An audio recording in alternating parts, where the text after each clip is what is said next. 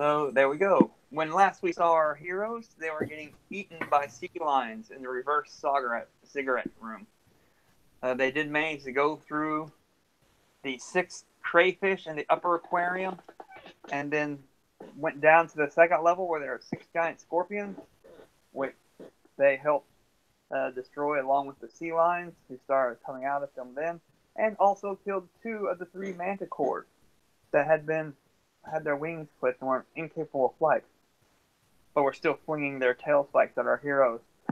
Knowing that all was near end, as his fellow warriors were dropping right and left, Lone Hunter jumped from fallen person to fallen person, using his healing magic of nature, and brought them back to life again, only to fall again to the onslaught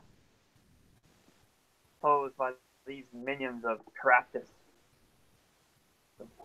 Feeling his magic running low, everybody falling again, he managed to cast a rope trick and slide a rope up into the air and climb up into it in an extra-dimensional space where he could rest and recover from his wounds, begging his other allies to follow him. Talus did manage to get there, but the others were unsuccessful as they lay fallen and get drugged into the pit, into the aquarium actually, of the sea lions where they have been gnawed off. The one remaining manticore has managed to jump up onto it and pick out a floating giant scorpion body from the sea lion aquarium and drag it down into his area, where he is being fed also, feasting upon the flesh of the scorpion like a giant crawfish.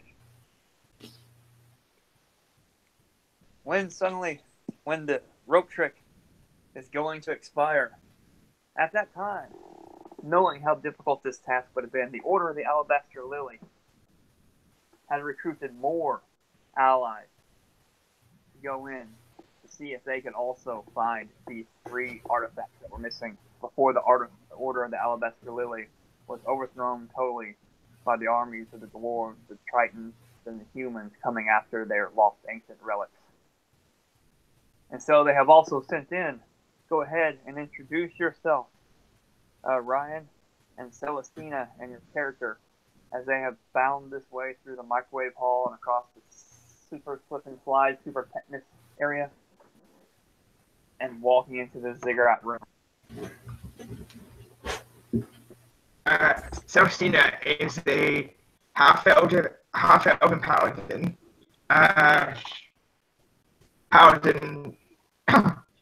Paladin sorceress. She's really a protector of the wild places, but obviously with wars threatening civilized areas, they're also going to threaten the wilds as well. So she's along to make sure that this war doesn't happen. Mm-hmm. What does she look like? Dressed in full plate, I'm assuming? Shield? She's dressed in mithril plate. Oh, mithril. Yeah. Spiffy. Yeah, she's wearing full plate, so but she's not got a helmet on, so you can see she's got long kind of brownish red hair and slightly pointed ears. Not quite. She's probably pretty beautiful, you know. Okay. What's her charisma mod? Being a paladin sorcerer, I'm assuming fairly high. Fairly. -5. No, that's mine. +4. Okay. Yeah. And that is and this is the view you see when you come in. You see Lone Hunter falling down from the rope as the spell's about to end, calling up ahead, "Hurry, Talus, or you're going to be chopped out." Bodies and blood desiccated as you see this room is a big, broken tank.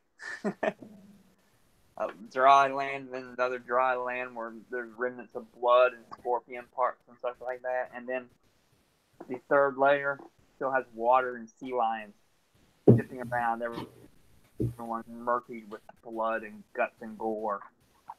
And then underneath that, there's one lone manticore munching on the corpse of a giant scorpion. The water, there's no water in his pen, but the floor is quite muddy, as if it had once been filled with water. Also, your good friend and ally, or at least your counterpart, sent in by the Order of the Alabaster Lily, standing beside you. Roland, go ahead and introduce yourself. Plume Tick, if you would, please. Yeah. Contrast to this calmly half-elf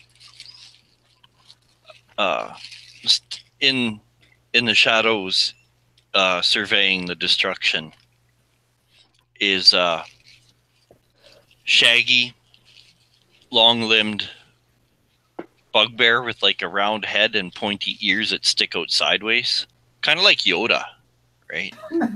Got like the round head and the pointy out sideways ears and bulgy eyes, and his fur is kind of like a rusty orange color. And he surveys the area with holding a halberd in his hand, like I said, and a bunch of other stuff on his back. He's got like pots and pans, and he even has like a shield and a flail. And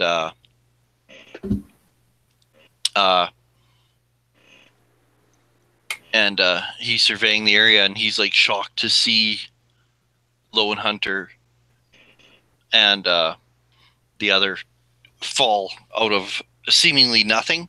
And when they smack the ground, Poontik actually kind of does like a sideways sidle into the shadows. He's aware that, like, you know, people, and by people I mean like humans, elves, stuff like that, that they're, you know, sometimes put off by the fact that he is a bugbear. Bugbear. That is a little off-putting. And then finally, Charles, go ahead and describe Lone Hunter climbing down the rope. Lone Hunter climbing down the rope, excited to try to get and save his party members there and collect them as much as he could. And he forgot that as soon as he went out of the rope trick, a little pocket dimension, that it would shuck everything out. So he started climbing on down. And he said, "Oh no, Talus is up there." So Talus comes falling past him as he was climbing down the rope and thumps his head and such. So he climbs on down. He takes his rope and ties it around Talus. And then he's looking around to see what beasts are there to attack him again, because he knows that there's still some there. But all he sees is this being in armor up there. And he says, "Catch the rope and pull it, you fool!"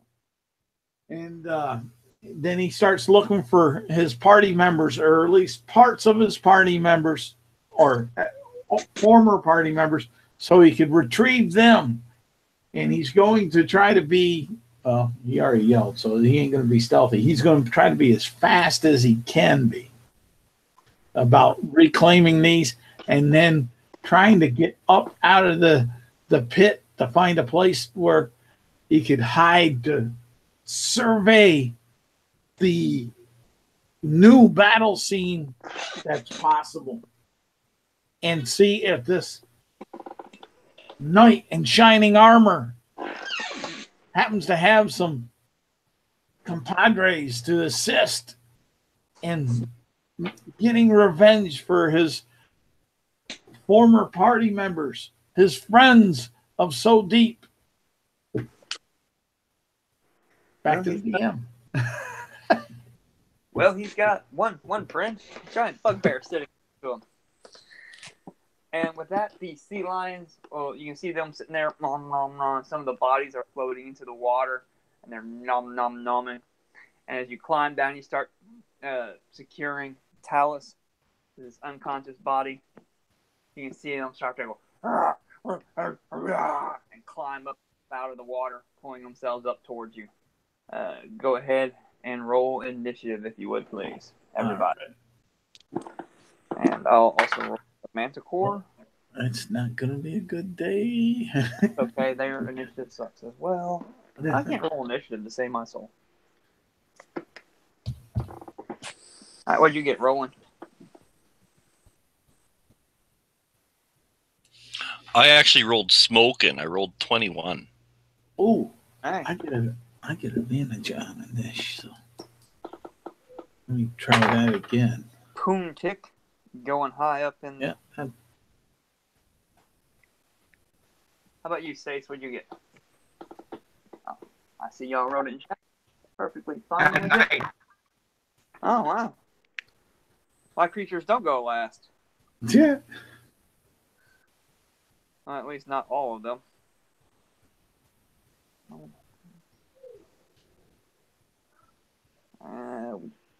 Celestina, and Manticore carrying out the end. All right. Poontick, you're up. What would you like to do? I would have liked to have been stealthing. Is that possible? Can I stealth so this Manticore doesn't see me? Because, like, I assume we come into this room and Lone Hunter makes his appearance pretty quick. Yeah, warily. As you're walking into the room, you're just being, sneaky. Yeah. Exploring this area. It's a good standard thing, sure. Yeah, you have good stealth. That is bugbears. I do have stealth. Yeah. Give me a stealth roll. Okay.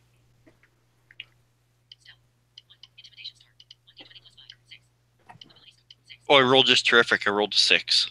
Okay. So you're sneaking very loudly. Yeah.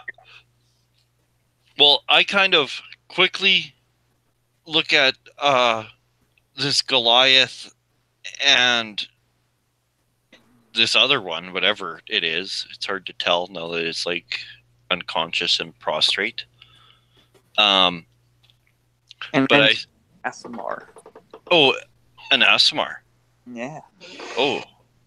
Well, I quickly assess the situation. I think that Manticore is like clearly the threat by the the destruction around here. How far away is the Manticore? Okay, let's see here. We rolled that, using the Pythagorean theorem. He was 40 feet away. How many? 42.5 feet away. Oh yeah, 42.5 feet away. 30 feet out and 30 feet down. Can I get on like a level above it? Yes. How far would I be? The level above it is water. Is an aquarium with the sea lions in it. Oh, that's the sea lion one. Yeah, that's the level above him.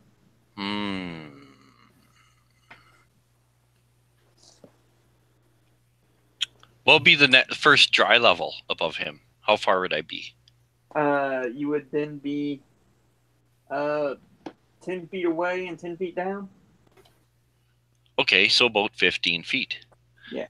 Can I do that? Can I go to that first dry layer and just fucking attack that Manticore?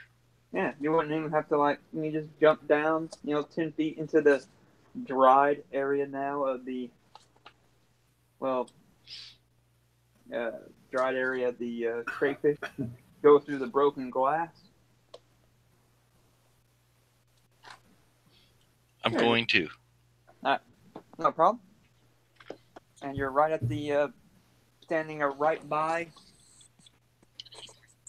Lone Hunter, near the edge of the sea lion pad or aquarium.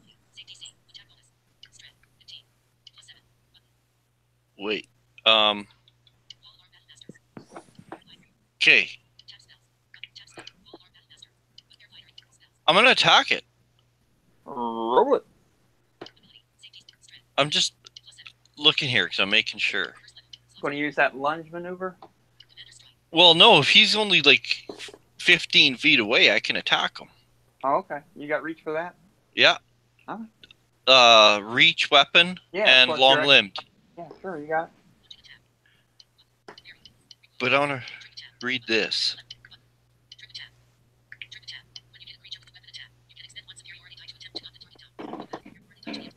A trip attack? Yeah. Okay, so you attach it. Yeah. It's to the damage. Yeah, you do an extra D8. Okay. They make a saving throw to see if they're knocked Yeah. down. Yeah, I just wanted to make sure I understood it. So I kind of jumped down to this lower level, and there's nothing about it. So I'm actually going to use a bonus action to attack with the blunt end.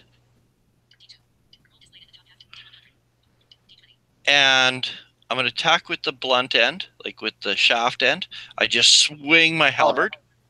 Okay. And, oh, fuck, I hit with like 24. Yeah, that'll hit it. Ding, just missed. Oh, yeah. I'm going to use a superiority dice on the damage.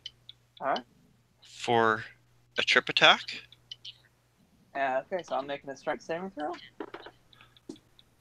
And he's making it with a 19 on the die. Not to mention they're fairly strong. Yeah. But hey. And I did 8 points of damage with that. Okay. But when he like kind of like he's able to resist it, he does have 4 legs and everything. I knew it would be hard. But I'm going to then just continue like the roundabout swing, and I'll take my attacks with the halberd. A 20 and a 17. Both are hits.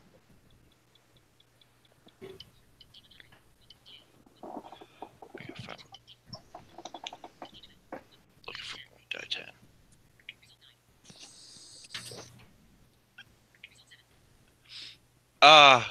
I did a 13 for damage and 11 for damage for a total of 24 points of damage.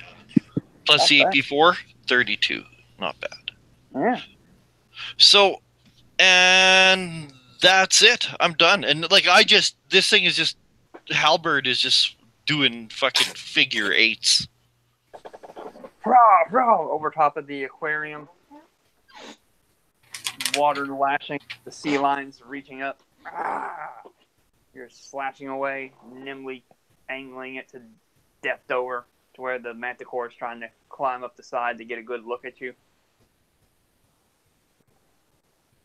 He growls in pain. But still standing.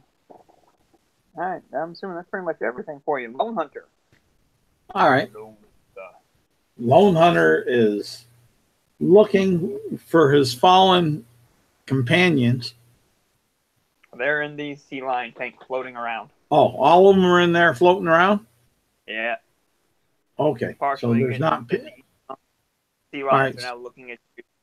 So there's no pieces up around where he would be. So with that, he just reaffirms to the knight in shining armor, pull, you fool! Pull! Save him! Bring him to you! And Lone Hunter will go on up to... they're 42 feet away, so... He's going to go... your rope trick was right at the bottom of the giant scorpion layer, so you're near the sea lion tank. Yeah. So he's going to... What he's going to do is he'll move the 40 feet back up, like towards the broken hole in the Okay.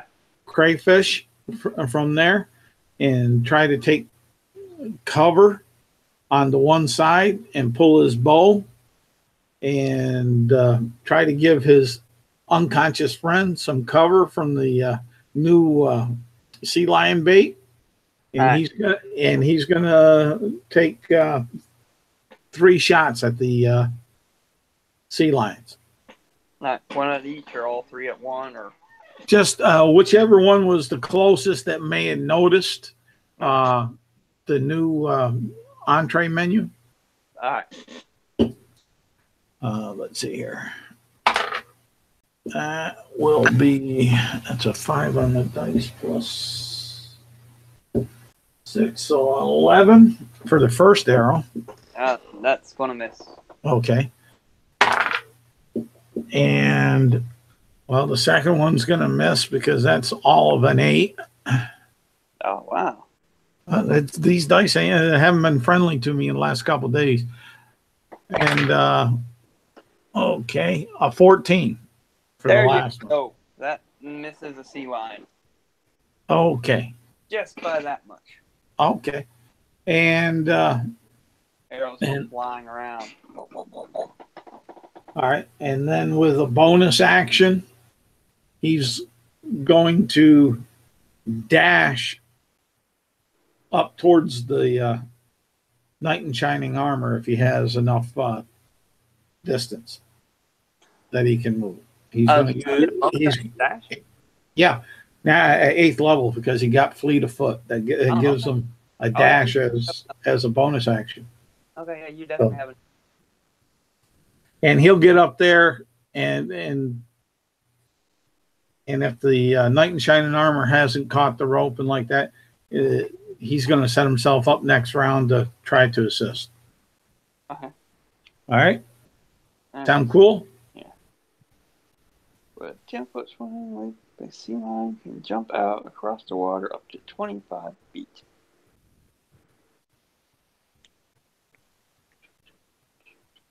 Wow. Oh, I got to mark down 3 arrows.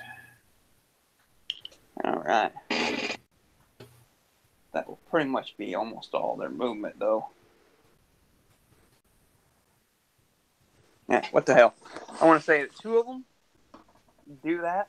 They take that, they swim right up there and take a running leap like a dolphin, just springing out of the water, roar, flipping over your head, Poonie Tang, and landing right at the bottom where the former water of the crayfish tank is, but it's been drowned out right at the feet of both Celestina and Lone Hunter. Okay, were they within like 15 feet of me? At one point in time, they were one of them. Do they get an attack of opportunity for passing through my area, which is 15 feet? Because I would say so. Because and not only that, Polar Master just for entering. So, but you only get one. I understand, but I'm gonna give one of them an attack of opportunity. Go for it. Because I took the fucking feet. So, sorry, You might as well. Right? I'm loving the excitement in Roland's tenor in his voice over this. I can use it. And I hit with a fucking 22. All right, roll it. Aw, minimum damage, regardless, 5 points. Hey, it's something, right? Oh, yeah. It's better than what Lone Hunter just did. Yeah, so one goes jumping and and it thinks it's going to clear me and I just reach out and slash at it. Slash at its underbelly as it goes flying overhead of you. Okay, now the other 2, on the other hand, are going to plop up out of their tank and come slathering up to you, Poon Tick. Yeah, tick. Tick, tick, tick. Alright, it's just going to take me a bit to get used to this. Poon Tick's armor class 17. I need an 11 or better. That will hit with a claw, and the other one will also come up and get you in melee, and he'll hit with a bite and a claw. Ooh. So I had familiarized myself with the damage, but I'm looking at it again. 2d8 plus 3, 2d8 plus 3 for each attack. Doesn't matter. See, I always like the manticores are the big thing. Nah, man, these things, the sea lions are the big bad. In my humble opinion. They have more hit points, a higher armor class, and do more damage. The manticores did kill me twice. But I'm back to my old, where's my D8s? They keep running. Okay, the first claw attack by the first one on you, Poontang. Is, that was plus 3, right? Yes, plus 3. First one is 16 points of damage on the first claw. The second bite is only 9 points of damage. Okay, was the first one 16? Yes. Okay, so it's 25. And the final attack would be 13. Ouch!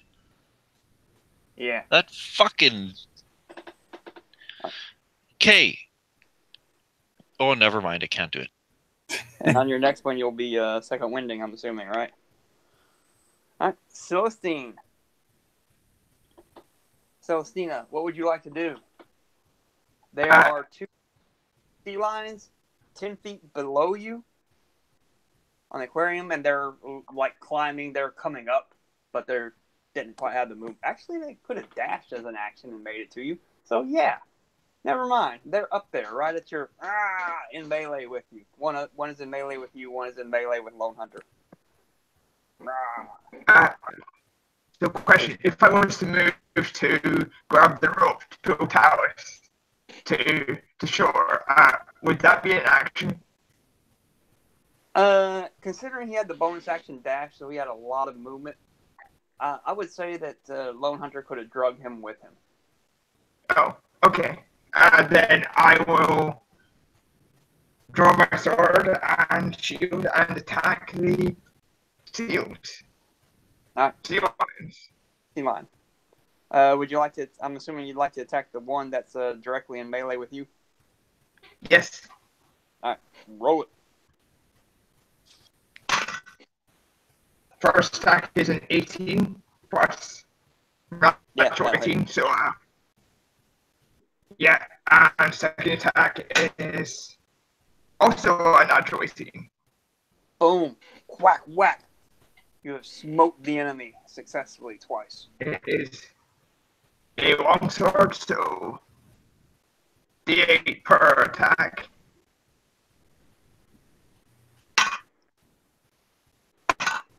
That is a total of 7 damage. Really? Pretty sure. I might be misinterpreting how this works. Like, I'm using it. Well, each one with D8 plus your strength mod. So you're talking D8 plus 2 times. That makes more sense. So that would be another, 11 damage total. Then. Okay, you got a plus 2 strength mod? Yeah. Okay. You slash into him. Not quite as effective as you thought. There's a lot of blubber still on these sea lions. And you don't manage to get into the good meat of the beast, but just into the blubber. But you do manage to draw blood. Anything else for you?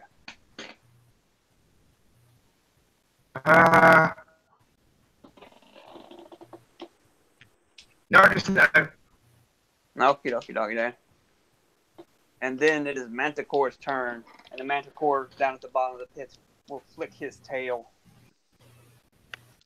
And flick his tail a few times. And each one, a separate spike comes and throws at each one of you. Oh, and that will hit Lone Hunter. Miss. Second person in the initiative. Oh, no, that first person in the initiative order was actually Pooty Tip will get hit. Lone Hunter will get missed. And the last person in the initiative order will get hit as well. So that would be 1 for Pooty Tip. For maximum 11 points of damage. Fuck, same thing. These fucking manticores, man. Yeah. And then the last initiative war, Celestina. Even though your armor class is fucking badass, it still hits you for 8 points of piercing damage because it manages to get the very slit of your eyes or wherever is remaining from your full plate clad mithril persona. Well, I'm not wearing a helmet, so. Oh, okay, there you go. Got you right in your cheekbone. Oh, To the top of the order with Plume Mountain. I have 19 hit points left. They fucked you up, dog. Damn, brother. Second wind. Yeah, second wind will be my excuse me, priority. So I'll roll that. Oh, and I rolled fucking minimum. Oh, dude. Fuck. Still plus your level, right? So that's yeah, 9. Yeah, could have been 19 or 18, but okay, I'm gonna add that just so I don't forget. Is this just like great entertainment, YouTube? Yes, it is. Watch Roland's character die for the 6th time. Yeah. Yeah. Like a pool. Fucking totally. Will he go with a... What have you not played yet? You haven't played a ranger or you haven't played a cleric? Oh. Well, and never mind. That's exactly how I've been doing it. Okay. I'm like, I am making a fighter, but it's a bugbear battle master. Never done the battle master. Never done anything out of Volos. Oh, really? But the battle master is my favorite fighter archetype. As soon as I read it, I was like, this thing is badass. I got a soft spot for fighters. Okay, so I got my hit points. Yeah. So I'm at like 28 now, which is better than I was. And I hate to do it, but I got to get out of there. Or do I? Do you know what? I'm going to take a little pokey first. Roll it. Cake. Okay. Oh, 19 plus 7 is 26. That is a hit.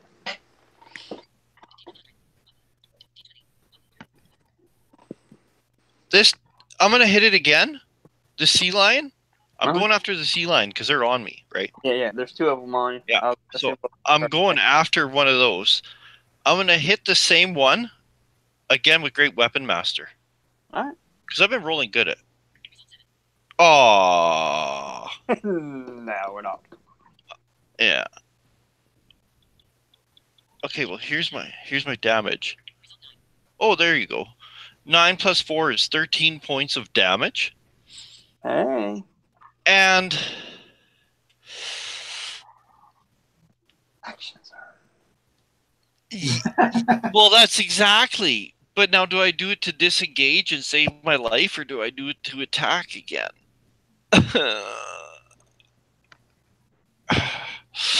Well, it's early in the night. I should do it to save my life. How bad does the manticore look? Pardon me?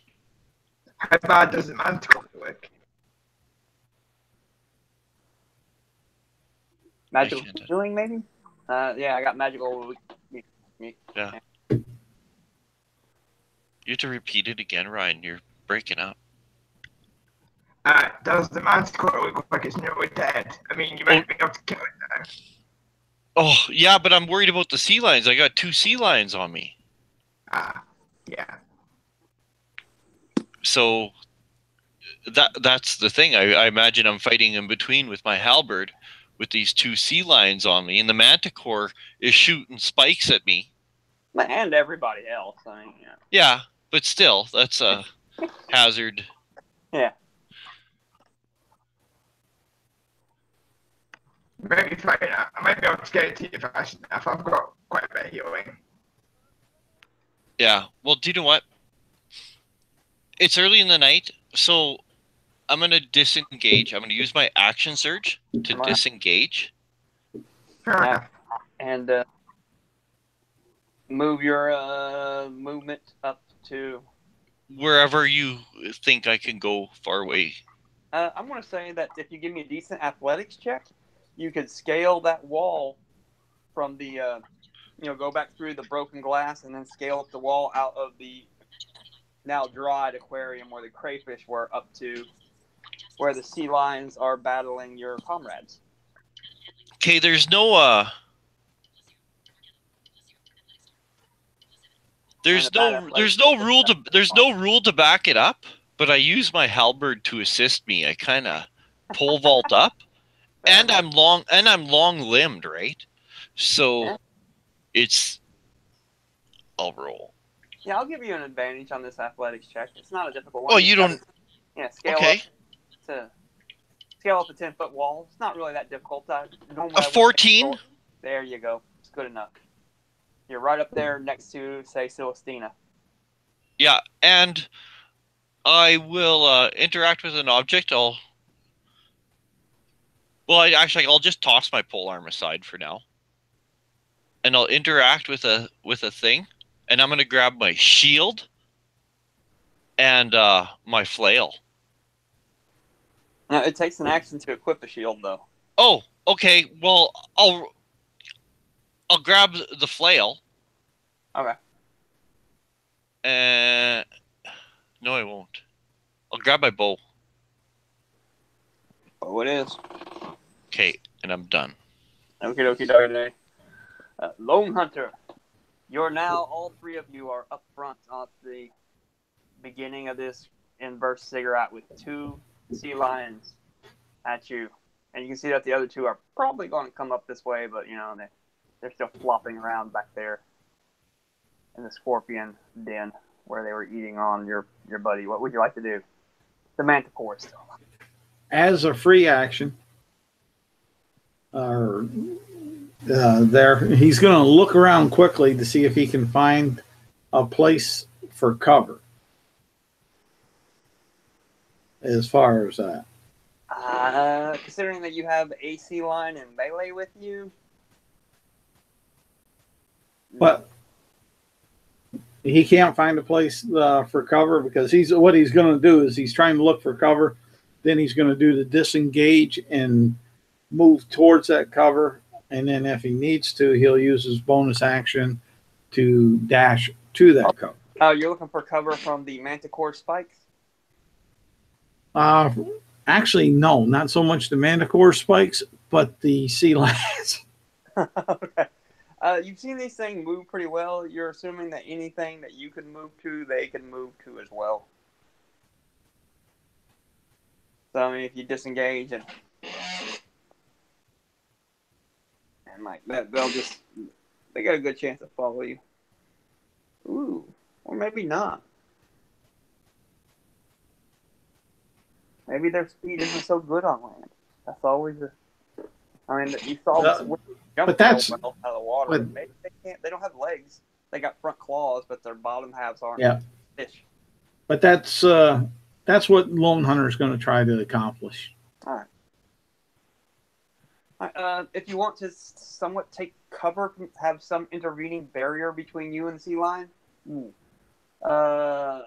the wall, the aquarium wall that's broken into, but it's not completely. It's just got one section of it collapsed that you broke with Shatter Spike. It's still somewhat intact, so you could get behind it. But then again, you'd be near the other two sea lions. So, I mean, you can either hide from the one that's in melee with you behind it, and the other two on the door. How far would the doorway be from where I entered the room here? From where I'm at the moment? Not far.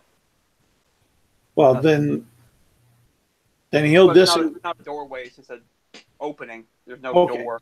It's just. But it has sidewalls on the archway for like the tunnel or hallway where he could get behind that for cover, right?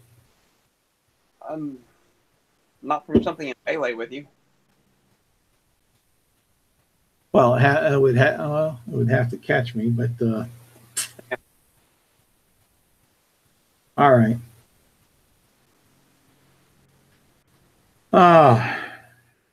Let's see here. Yeah, but they only have front claws. They don't have back claws like lions. Yeah, Maybe they do well on land. You haven't really seen them do a lot of land moving.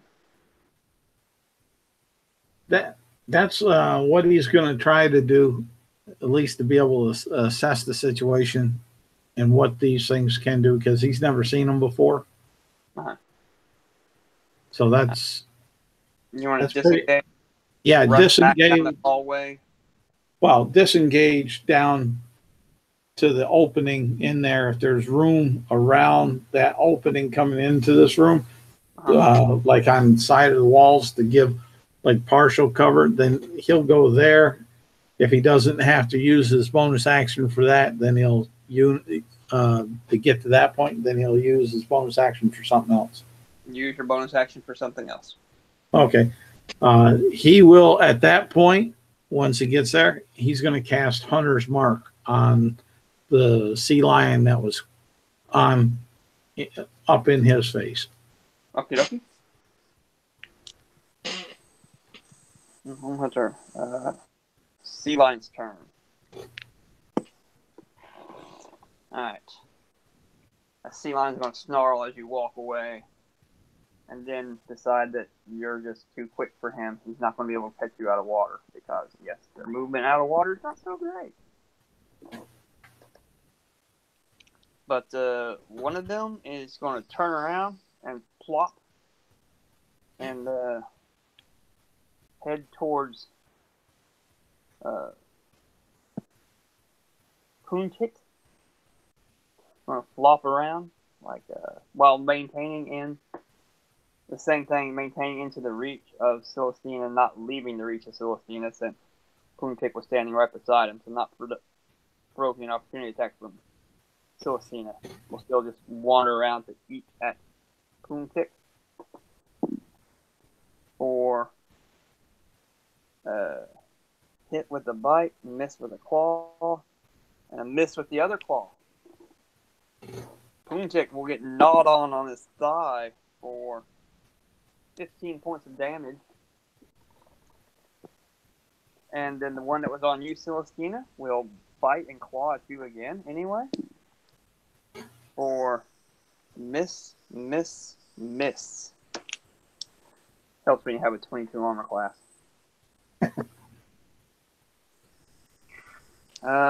The other two sea lions are going to, since they're already out of the water, they're going to dash as their action and pull themselves forward with their claws, dragging their fish legs behind, and be at the bottom of the wall, 10 feet underneath your feet, Celestina and Plume-Stick, but not in melee with you. They don't quite have, even dashing, pulling themselves up towards you, they can't quite do that. And that would be the sea lion's turn. Celestina, you're up. Did you forget the Manicore, or He goes after Celestina. Oh, okay. How far away is it, my score? 42 and a half feet. I really want to Misty Step, but it's too far away. Oh well. Okay, well, you can Misty Step 30 feet and be like just over, right around the sea lion water tank. Okay, I'm gonna step and then walk up to the Manticore then. Alright, yeah, you can do that. Yeah, sure, we'll do that. Misty Step, as a voice action, walk up to the Manticore, hit it in the face. Alright, you just grab the glass, the tank aquarium from the sea lions and just pull yourself up and over and drop down into the Manticore pit. You're in melee with him. The Eye of Abomination. Natural one. Laughs at your pitiful attempt. Wowzers. Second attack. Size his tail spikes now. Thanks. I'm about to attack, right? So second attack. Go for it. 17. 17 will hit. Right. Come on, crit. D8 damage and divine smite. D8 plus strength. And if you want to smite, you may smite. Divine smite. Divine smite is powered ability plus 2d8 damage. That's what the first So level spell for. 8 damage for the initial. Okay. 7 for the second one, and 2 for the third one. So plus an extra 9 damage from divine smite. So Explosion of radiance comes up from the head of the manticore as it roars in pain. It is still alive and up, but it's singed badly. Its hair is burned, scar and blood tissue are just falling off its face. Anything else for you? I would like to stare down the manticore. You would like to what? No other actions. Oh, okay. Alright, the manticore roars in pain and leaps at you, clawing and biting at your armor and everything. And the bite is going to miss with a total of 18. The claw is going to miss with a total of 8, and then he rolls his own natural 1 on his last claw. Whiff. I got his attention. Clawing at your shield and your armor, but not breaking through at all. Next up, we have Plume Mountain. Okay, these things are not within melee range. One is For in them. melee with you. No, that's good. I want to get away from them without taking an attack of opportunity. Okay, well, one is in melee with you. Oh, one is? Yes. God, sugar. Sorry. The one that was in melee with Lone Hunter just scooted around the side of Poontick and swiped at you. And there's another one just right over next to you, but he's not technically in melee with you. He was eating on Celestina until she disappeared, and he's now like, Sorry, Poontick, they left you standing there with 2 at your feet at the bottom of the corner. Another one standing right beside it. Poontick.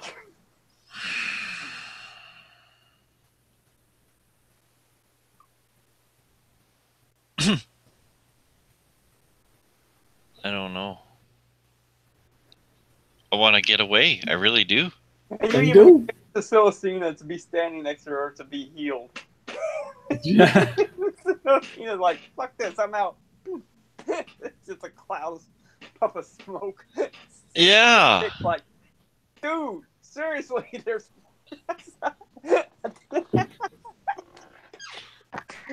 Sorry, I'm not getting on your eyes. Manticore was the biggest threat. This is funny to me. What Poontick's? What the fuck am I doing? Well, yeah. Like, It's that Okay. big hairy thing there. yeah. Come up here, I'll heal you.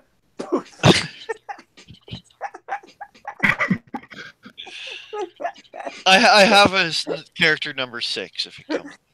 Well, you'll hear Lone Hunter say, "Hey, Hairball, get back here!" Okay, but I'm mad. Okay, I'm in melee with one, Yeah. but there's another one away from me. Since I've got my bow out, Uh-huh. I'm gonna take a couple shots at that guy. It'd still be a disadvantage because you have somebody in melee with you. Oh, is it? Yeah, as long as there's a person Fuck! I thought it melee was with only you. the target. That's right. Man, Okay, well, I fucking throw my bow down, and now I'll pull my fucking flail out. And since I can't equip my shield, I'll just use it two-handed. Huh? Or you could just drop your bow and pick your halberd back up again. Oh, yeah, if you'll allow me to do that. Okay, then I will. You dropped it, says your item interaction. You Okay. freebie drop my Yeah. bow item interaction. Yes, and that's what I'll do. Ah. Okay, 17 plus 7 is 24 for my Oh, first that's- attack. Oh, I'm gonna great weapon. Oh shit. Want a great weapon? The second one. Yeah. Alright. Of course. Fuck. Oh, I'm getting mad. 8. That's a miss. Okay, so here's my damage for the first one. Ah, fucking minimum 5 damage. And Fuck, you get bonus action. I am going to. But I'm gonna do a great weapon master. Yeah, fuck it, right? Why not? Does 13 hit? No. Sea Lion's AC 15. Okay. Then fuck it, and I'm running away. I don't care. Take an attack of opportunity, you asshole. One attack I mean, of opportunity. the sea lion's an asshole. It does hit with an 18 on the die Oh. for 13 points of damage. How many? 13. Okay, that hurt, but hopefully it's worth it. All right. And say you ran your full movement 30 feet away from the thing. Yeah. All right. See, there's the key right there. 30 feet of movement. You may live to see another round. Lone Hunter, your go. All right. Lone Hunter's going to take 2 bow shots at the one that he marked. Which, by the way, was the one that was just attacked by Plume Tick. All right. Let's see here. All right. The first one will miss. And the second one definitely hits with a dirty 20. Yep, that'll definitely hit it. And so let's do the damage here. He'll use his Colossal Slayer along with it. Well, no, he doesn't have Colossal Slayer with this character. No. So let's see here. Oh man, dice hate me. The dice hate rolling. They hate me. Oh, they hate me. Let me see here. So that's all of 5 points of damage. Oh, dude. Yeah, you whiffed the first round too, right? Yeah. So that's 2 arrows there more. All right. Anything else for you? Any movement or anything? How far is Roland's character from me? Roland's character is only about 5 feet away from you. Oh, okay. I'll move up to Roland's character. Okay. Just in case he goes down, you can use another. How many spells you got left? Because I know they don't reach in on a short. I have, from last week, I have another 2nd level, and I have, I think one more. I think it's one more. Let me double check my sheet, but I think it's one more 1st level. Uh-huh. I was just curious. But I do have. Good berries out. Did I generate them? You very well may have. As far as that, but yeah, I have. Let's see here. Yeah, I've only used 1 2nd level spell, and I have 1 1st level spell that's left out of there because I get 4 1st level, and I have then my 4 slots for 2nd level, but really from the Ranger class itself, only 2. The Gloomstalker spells is what I have additional. All right. Sea Lion's turn. Sea Lions are going to advance forward at their retreating foes, and believe it or not, they're going to take the dash action and will not make it to you. Not make it to melee with you, Poon Tank, nor I suppose Lone Hunter, since you're standing beside him. But they will enter your 15-foot opportunity attack reach. They'll be 10 feet away from you, Poon Tick and Lone Hunter. Nice. And the other 2 will be 5 feet behind them. Okay. And I'm going to Great Weapon Master. Alright. Can you hear me? Yeah? Yes.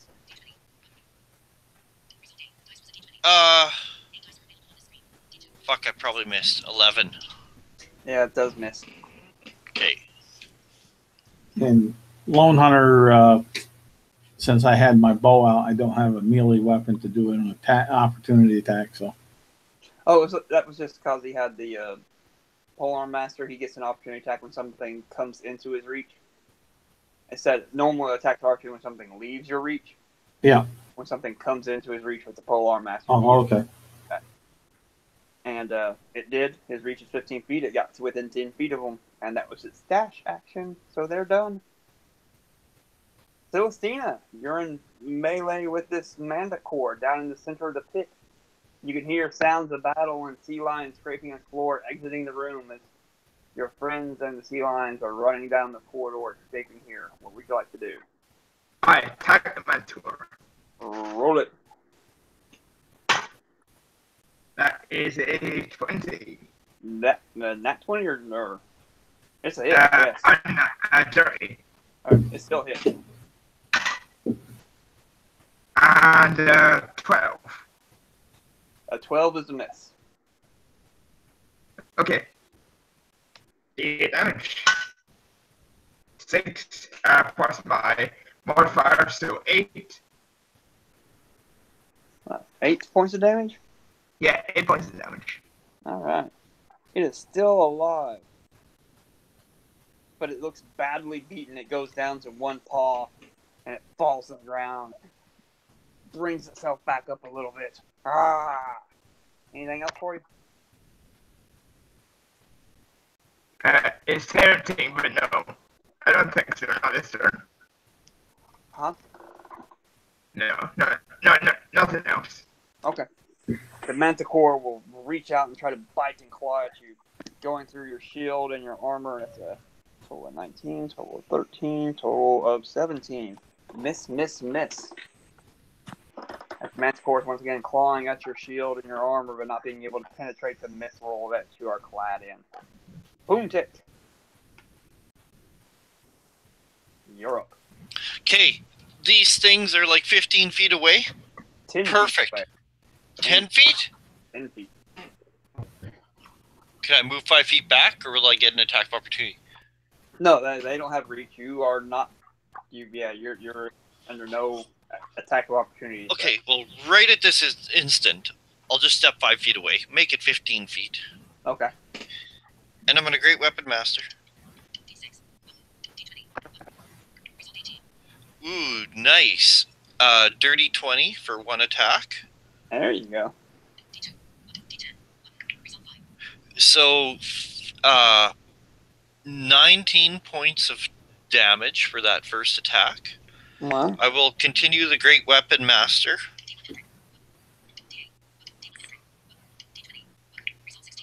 Ooh, nice. 18. Hey. 7 plus 14 is 21 more damage. Damn. I fucking like I've got long limbs, so I look like like an orangutan. Just think of like Clyde. Yeah. I was just trying to think of the movie. Clyde. Yeah. Every Which Way But Loose. Yeah. Yeah, and just with the long arms and the shaggy orange fur. And I'll take my bonus attack here. That misses. I rolled a 9. And then I'll use the rest of my 25 feet of movement, and I'll... You only have 25 feet movement? Well, now, because I said I took 5 feet. Oh, so okay. now I'm 30 back. Okay, yeah. Alright. And I might survive this yet. Yeah. The sea lion looks bloodied now. Boom tick. I'm sorry, Lone Hunter, your go. Lone Hunter's going to take 2 shots at the sea lion that has his hunter's mark that's up there and looking like he took a little bit of damage. No, he took it, yeah. He's bloodied now. Okay, so that's a 17 plus 6 is 23 for the first. And on the second, it will be a 17-18. That will hit as well. Okay. And the damage for the first is 9 points of damage. And damage on the second one is not quite as good. There's 3, 4, 5, 6 points of damage.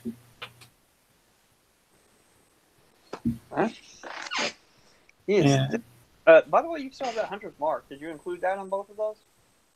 Yes, that was. I'm telling you, I haven't been rolling too good. Sorry to be a spoiler, but I think Hunter's Mark is only once around. Hey.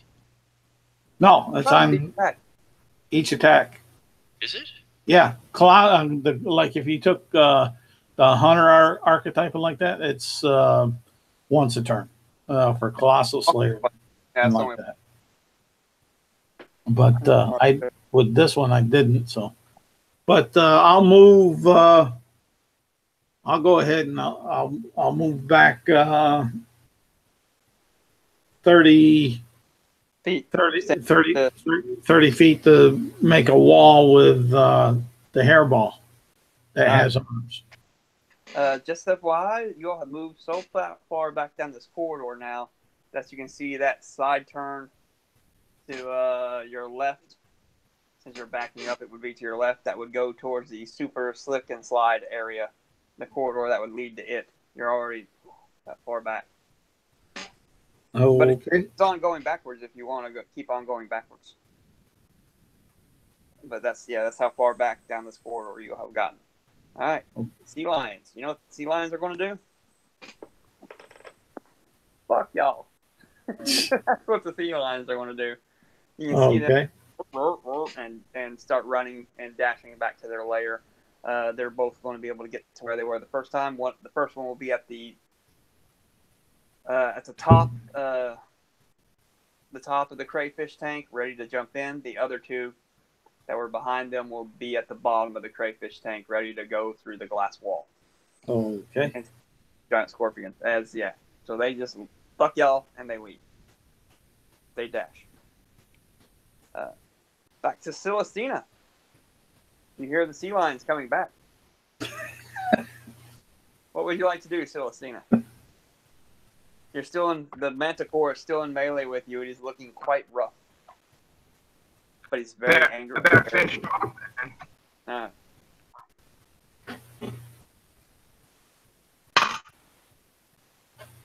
17 for the first attack. That'll hit.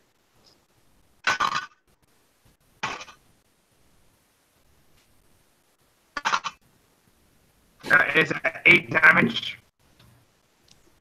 He's still alive. Oh, damn. Second attack. 24. Yep, that'll hit, and you describe your kill. He had 1 hit point left. He had 9. I think. Okay. I think it's just like long sword directly through his brain. Like nothing flashy. And Ryan has slain all the manticores. It may have taken 2 characters to do it, but he did slay all the manticores. I can now put that book up. Manticores are just a FYI challenge rating 3. Sea lions challenge rating 5. And then I guess I start moving back up because I expect the rest of the party to still be there. So as you're climbing up the glass aquarium wall into the sea lion den, you can see the sea lions coming back. 2 of them are 20 feet away on a flat surface, just about ready to come through the broken glass wall. They go into their tank as you can go farther. I'm just saying that as soon as you climb up and reach your head, using 10 feet of the movement to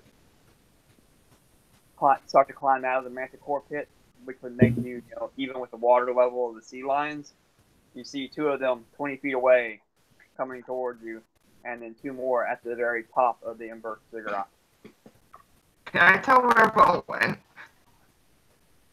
From the sound, you heard arrows and stuff like that. You just assumed that there's no other passageway, that they went out of the corridor that you're coming. Alright, I guess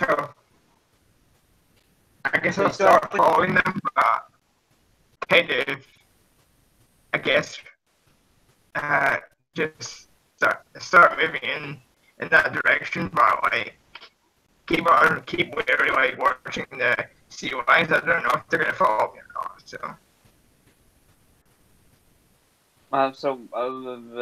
The Manticore pit is surrounded by sea lion tank. Oh, okay. So you want to drop back down and try to climb up another wall, or?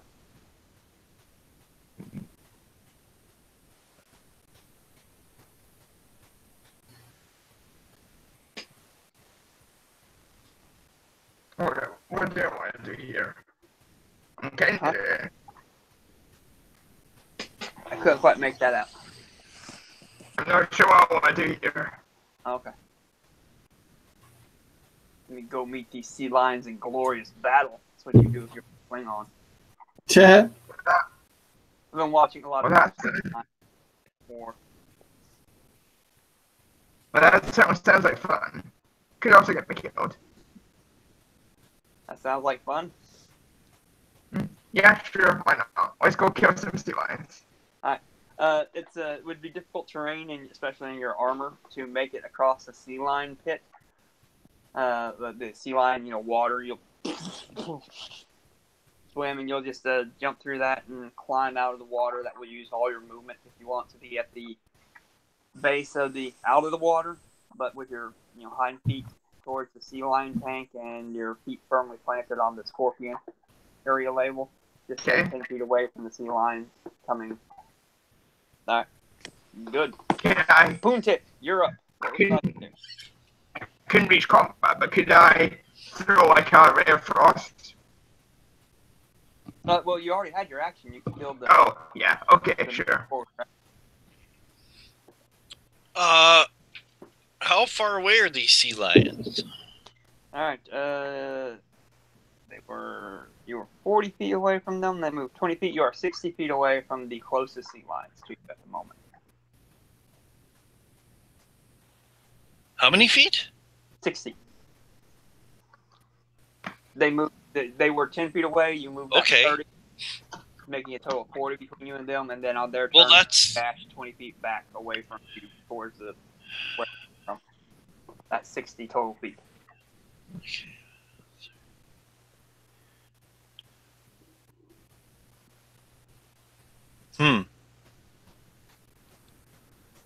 I almost might waste my action, but I want to move up 30 feet. Okay. So maybe that I can draw them back. Actually, let's make it 25. Okay. And then I'll shout something totally obscene at them in Goblin. And Checking their you know what? I have an action. I'm gonna take a dodge action. Alright. There, and I'm done. Okay. Checking their intelligence rating. Their animal intelligence. They probably don't speak Goblin then, I guess. And at the moment, they're just like, hey, he's too fast. Can't catch him. We got plenty of food in our water. Yeah. Alright, Lone Hunter. Okay. Lone Hunter moves up 30 feet. Can he see them? 2 of them, yes. I haven't jumped down into the tank. The other 2 are a little bit beyond yours. Okay. The one that Lone Hunter has his mark on, he's going to take 2 arrow shots at. Alright. Come on. Do something tonight other than kill me. That's a miss on the first. Damn. All right. We got ourselves a crit on the second one. About time to do something. So, let's see here.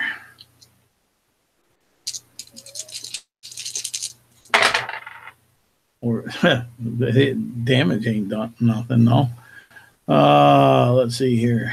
Double your 7. mark too. Say what? You double your hunter's mark dice too. Yeah, I got it right here. 7, 10, 11, and then on that would be 13 points of damage. He lives. Does it draw it back? It's he screams in pain. He flounders around, but he's still alive. And then with Lone Hunter's bonus action, he'll dash up just close enough so they can notice him. Uh-huh. Yeah, you can get as you want. You know, with your 30, your 30, and then your 30 feet, you can run all the way up to them. So how close do you want to be? Knowing that they only move the 30 feet keeps me out of their range up to come up that 30, just 30 feet from them and me. Okay, that wouldn't use your bonus action at all. Your regular movement could take care of that. Oh, all right. All right, then I'm no bonus action then. No bonus action then. Okie dokie doggy then. Sea lions.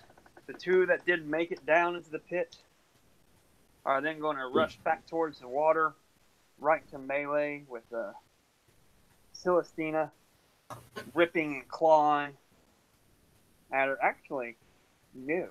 One of them is going to do that. The other is going to do something different. Ooh, that don't sound good. Let's take the first one, though, first. And, the bite hits with a total of 22. The other attacks do not hit, however, Celestina. Claws, just brush up against your shield. As you take 9 points of... No, it's 7. My bad. Take 15 points of slashing damage as he bites into your face. Ah! The other one is just going to jump and slam directly into you, throwing its entire weight into your being, knocking you potentially backwards into their tank. It is large. Give me your choice, athletics or acrobatics check. I'll go with athletics, I think.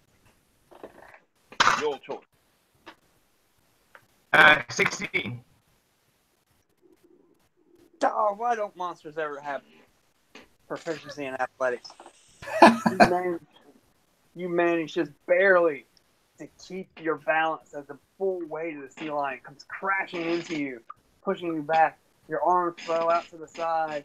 Your heels teeter right on the edge of the water. But you manage not to get pushed backwards into this tank. It tried to shove action. I was like, that would be cool. Knock you into the water. You'd be in disadvantage because you don't have the swim speed. But nope. I have mythical armor. It means I don't have disadvantage on strength or something. No, I'm just saying because if you're in water and you don't have a swim speed, then you have disadvantage on attacks that don't involve So, did I get pushed over then? You did not. You managed to. You made it by 1. Had a total of 15 on their athletics check, and they're large too. Yeah, I rolled it with it. That would be the sea lions. Your turn, Celestina. There are 2 in melee with you. What would you like to do? One of them, ever so slightly injured.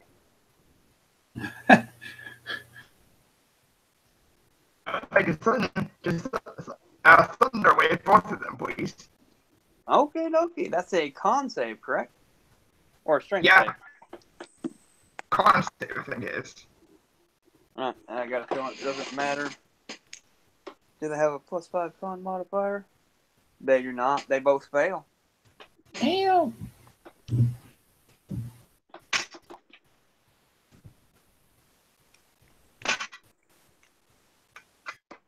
Damn indeed. That is 14 points of damage. Oh. 6, 63, respectively. And they're both knocked 10 feet away from you, slamming back into the glass of the broken glass that separated the crayfish aquarium from the land of the giant scorpions, which is the land you're fighting on at the moment. All right, anything else for you? Well, that was my action, right? Can I do anything else? You can move or any possible bonus actions. I think we'll just kind of take like a defensive stance or something. Like, probably not any mechanical benefit, but just ready to keep fighting when it comes out. What? Just brace yourself for the next attack. Yeah. All right. Back to the top of the order. Poomtick. Did they come any closer? Oh, shit. The other two. Sorry. The other two, forgot about describing them. They jumped down into the thing and are now roughly at the same area where the two that got knocked backward are. So all four of them are now gathered around them. Two of them are back against the wall. The other two are about to come through the hole in the glass wall. Sorry, I forgot to describe their actions. They just dashed. What they did. So how far away are they from me then? Oh, that would put them at 50 feet away from you, 20 feet away, and you close to 30. So that would be 50 feet now this time. And out of line of sight without you getting up to the edge of the crate thing. Because they're on a lower level.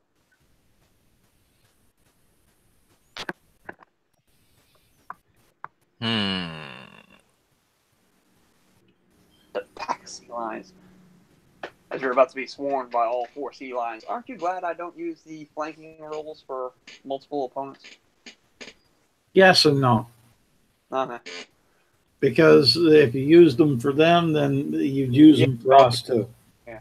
So I know you well enough, Mike, to know that you're what's good for the goose is good for the gander type of guy. I know I would possibly use flanking if we were using a grid and fakes. I would be more prone to using it there. I would be more apt to, but I still don't like it.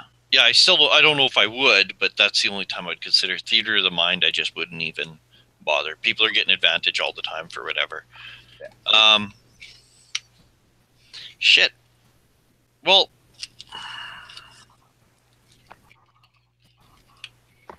I'm going to read this because even that's dangerous. No pain, no gain. I know. No risk, no reward. Ferengi rule of acquisition 126. The greater the risk, the greater the reward. Yes. I don't know if that's the actual Ferengi rule of acquisition or not, but still. Oh, sounds like one. Yeah. Those Ferengi got something for everything. I know that 102 is treat those in your debt like family. Exploit them. I heard that. Like I said, I've been watching a lot of Deep Space Nine. I've never seen it before, so I'm currently watching it. No, you never seen it before? Wow. I'm on season 5 though, so I'm almost through with it. Just watched the Trouble with Tribble's classic original series. Yeah, that's a good one. Yeah, just saw it. I've been watching Altered Carbon here lately. Those Klingons over there. What Klingons over there? Those are Klingons? What happened? We do not speak of it to outsiders. You know, because the original series Klingons look absolutely nothing like the Klingons of the next generation and beyond. Okay. I'm going to do this. I'm going to use one superiority. I'm going to move up 30 feet.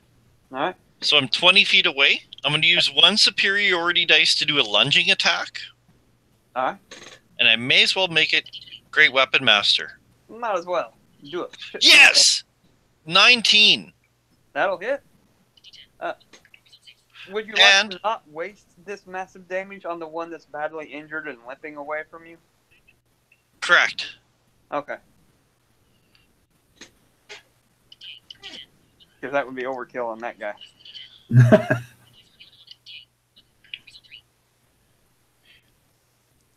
23 points of damage. Damn.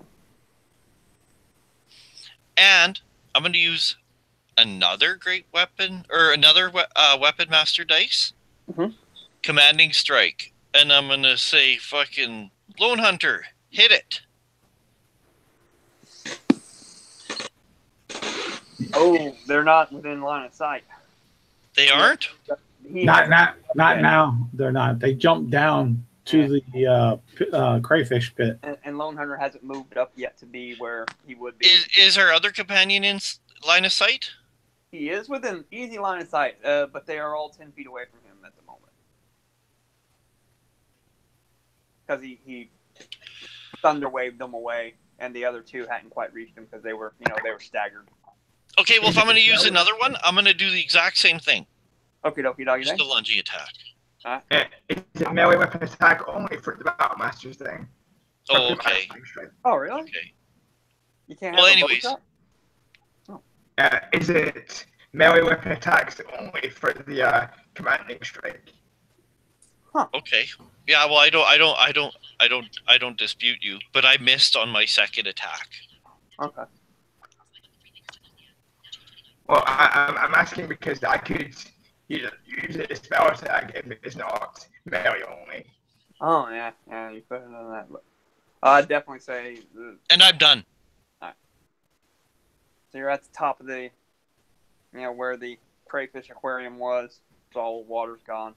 Reach down there with your halberd, monkey armed it, lunge forward. Say you even, cause the lunge thing, you even monkey armed and held on, like ducked down, held on to the floor of like an empty swimming pool. So that your feet are bracing up against the wall of it.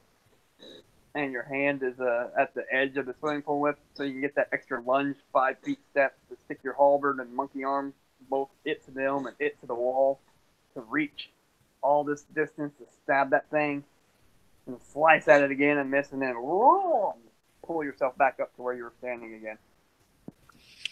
Okay, and just to like say, I just read commanding strike. It says a weapon attack. Oh, okay. So bows will work, spells won't. Lone Hunter, your go. Lone Hunter will move up 30 feet. All right, and you can now see them. You're standing at the same place next to. And he will go ahead on the one that he has marked. He'll take his last. He'll take his last arrow shot. And does a 15 hit. Yes. That's Okay. exactly the hit. All right. Let's see what we get for damage off this. Quite probable. Oh, okay. That's 8, 9, 10. The first 15. lock goes down. 15 onto him. And I forgot to do my bonus action, but never mind. I forgot, but I'm reminding myself. Okay. And then item. Which your Go ahead.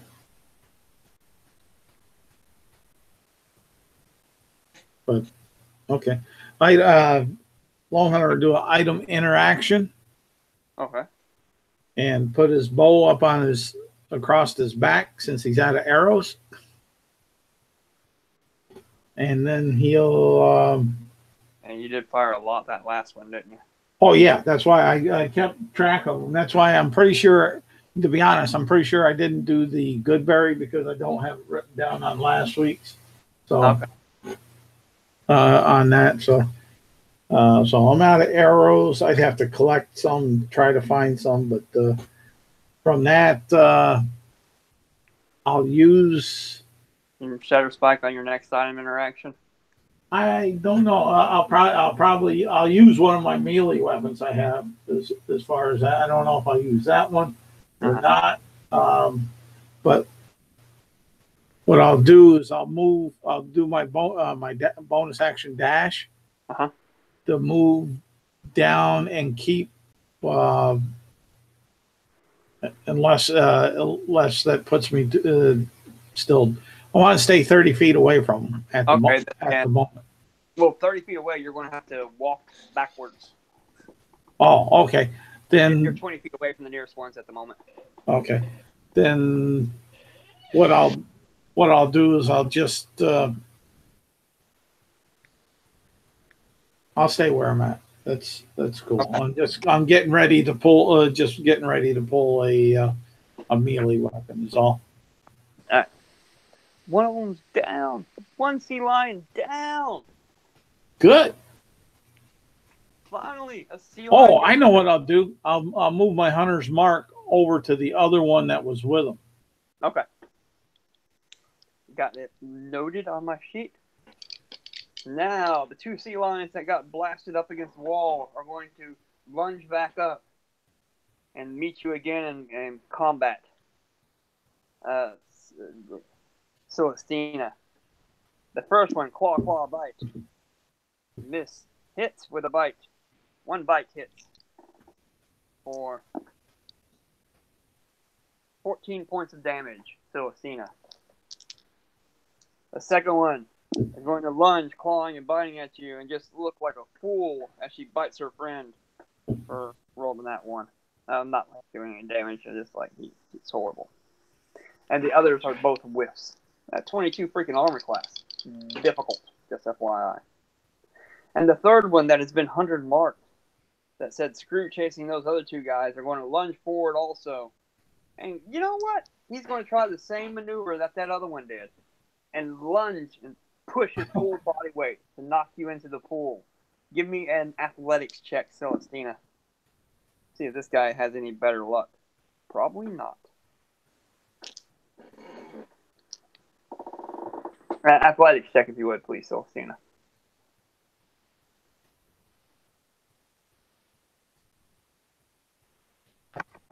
17. You easily manage to hold your ground against the onrushing bulk of this sea lion as she bounces off you. You maintain your half-elven, mithril-plated stance there. They even have advantage on these checks because they're bigger than you and they still suck at it. I'm just saying, monsters really should have, a lot more of them should have proficiency in athletics. Just saying, but it makes sense. Celestina, your go. There are now 3 of them in melee with you. What would you like to do?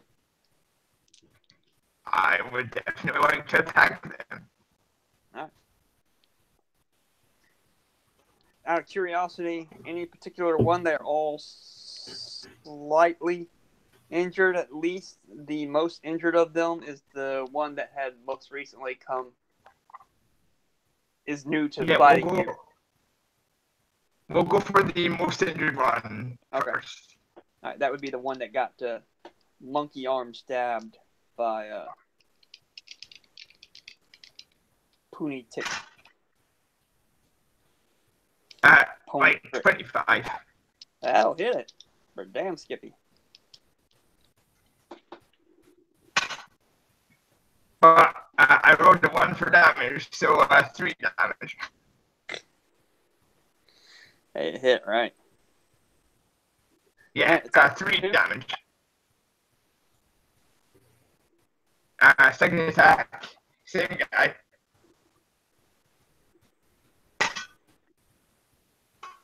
$21. Yep, that'll hit as well. 5 damage. Uh-huh. Yeah, I'm not really that great. Not on damage, at least. I mean, you're hitting them. Yeah. All right, anything else for you, sir? I'm assuming he's still up. Yes. Nothing else for me. All right. Not even bloodied. Ooh. Not a good sign.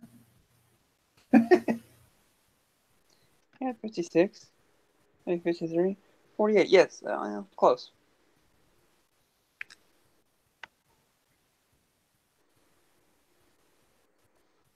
Close to being right. All right, back to the top of the order. Punitik.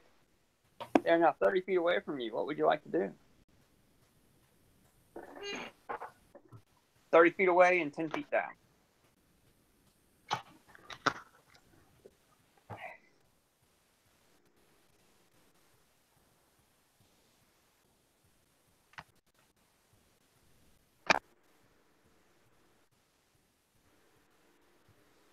Pony trick. Pony trick. Oh, okay, there. I'm gonna move up just close enough to attack him.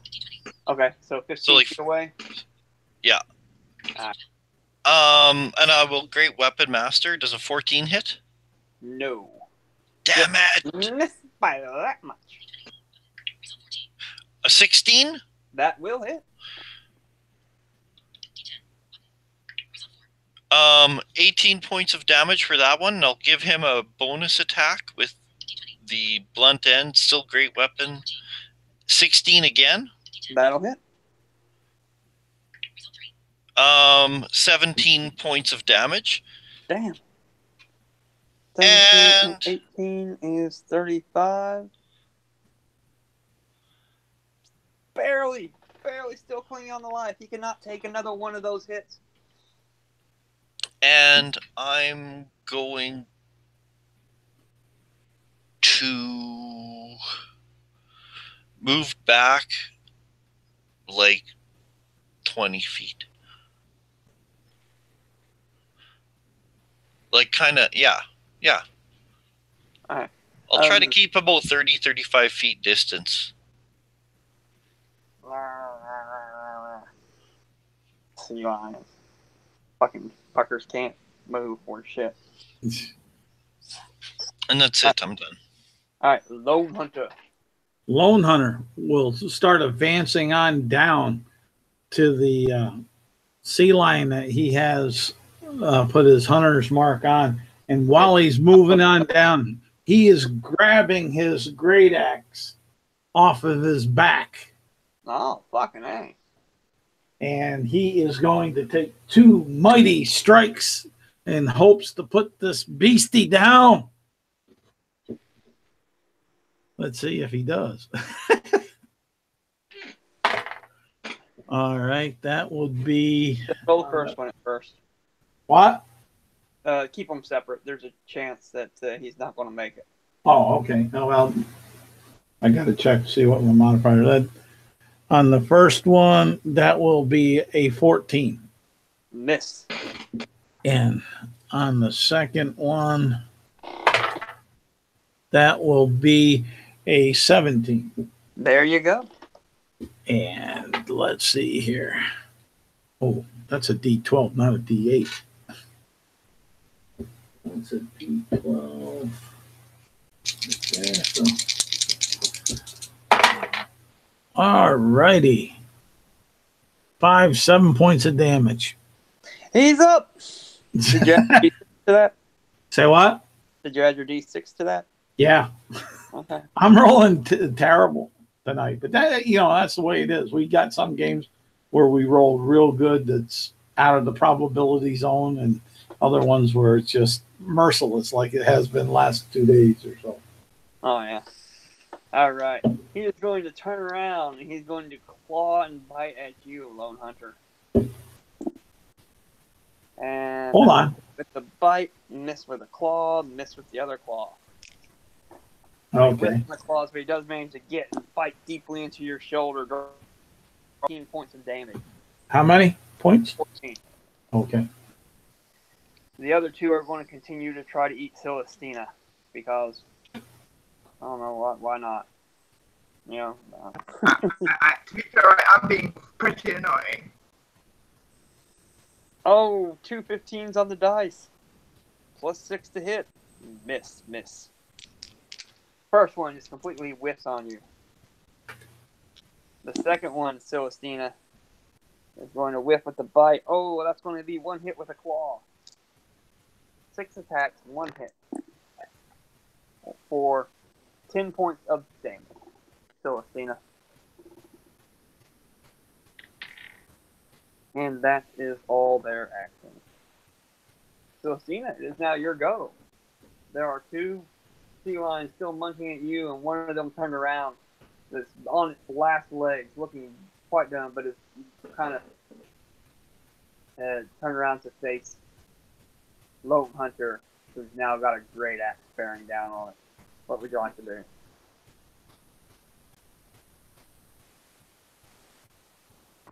Well, I think 100's probably got that one, so I'm gonna attack one of the other ones that are attacking me. Alright. So first attack, that is a 14. That is a miss.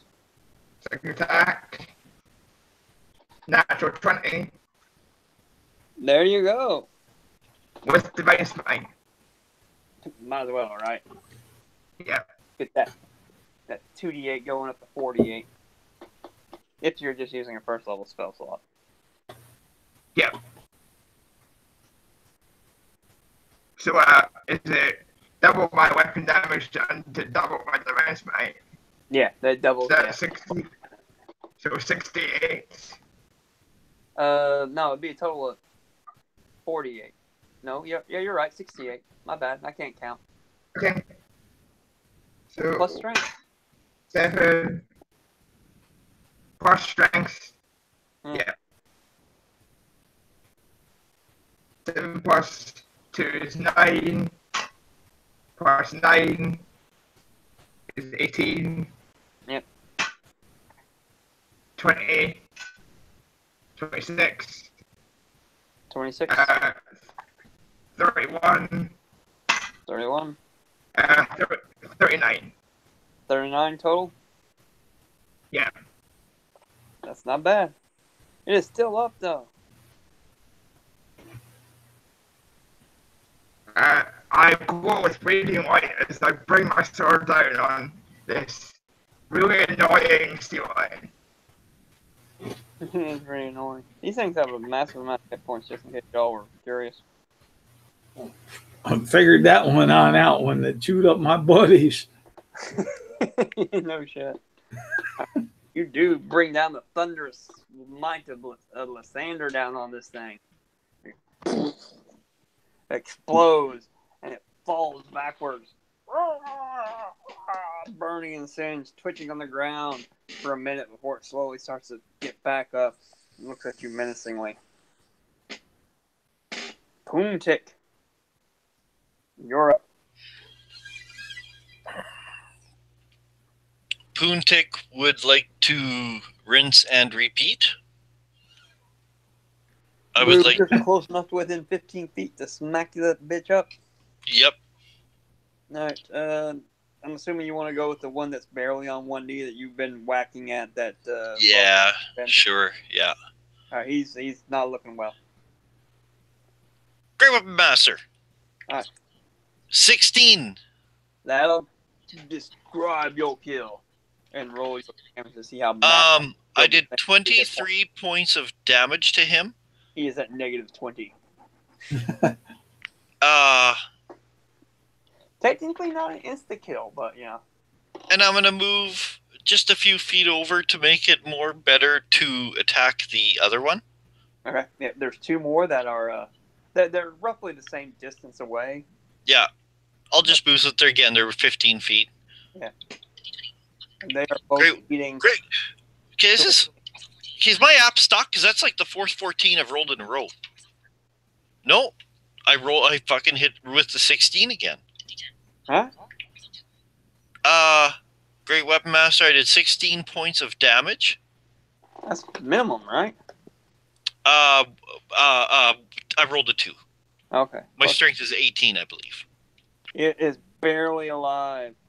I'm going with the next most injured. I hit Great Weapon Master. I killed that one. I'm going to take my bonus attack. And this is with the halberd, not even with the blunt end. Oh, and that time I missed. He lives. And if I have any movement, I'll back away. Okay. Yeah, you would have a little bit of movement. You can back away. Out of their And yeah, and I am done. Can't get in melee with you even if they dash. Because they have no movement. Lone Hunter. Lone Hunter will move his hunter's mark from the one that went down that he had it on and place it on the one that is fighting the knight in shining armor that hasn't been damaged as much. All right. And Yeah, then barely alive. The other one's looking decent.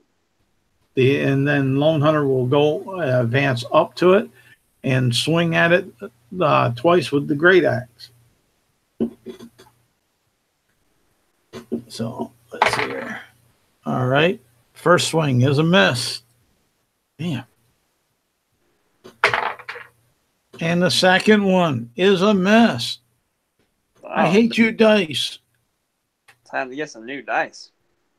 And then as a bonus act, well, no, I moved my hunter's mark, so that'll eat that all up, all that stuff. So I'm about, and I moved on up. So, yep, no movement, nothing.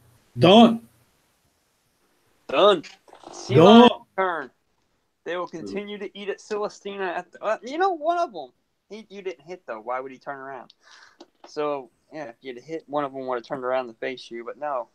So they wouldn't. They'd both continue to eat at Celestina. Oh, that's going to hit with a bite. But the claws whiff. That 22 armor class is difficult for these things to overcome. 7 points of piercing damage. Near minimum there, Celestina, with that bite. Barely getting through your mithril full plate clad. And then the other one's going to whiff. Can't quite get through that armor. Celestina, you're Starting to get pretty old, guys. 15 HP left. They'll whittle you down slowly but surely. But your turn. Cool. I'm gonna hit my sword. The one that's more damage. All right, yeah, start with him.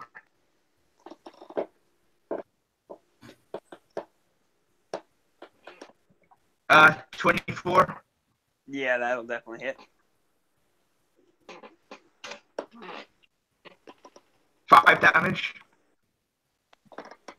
And describe your kill. Third sea lion is down. One more to go.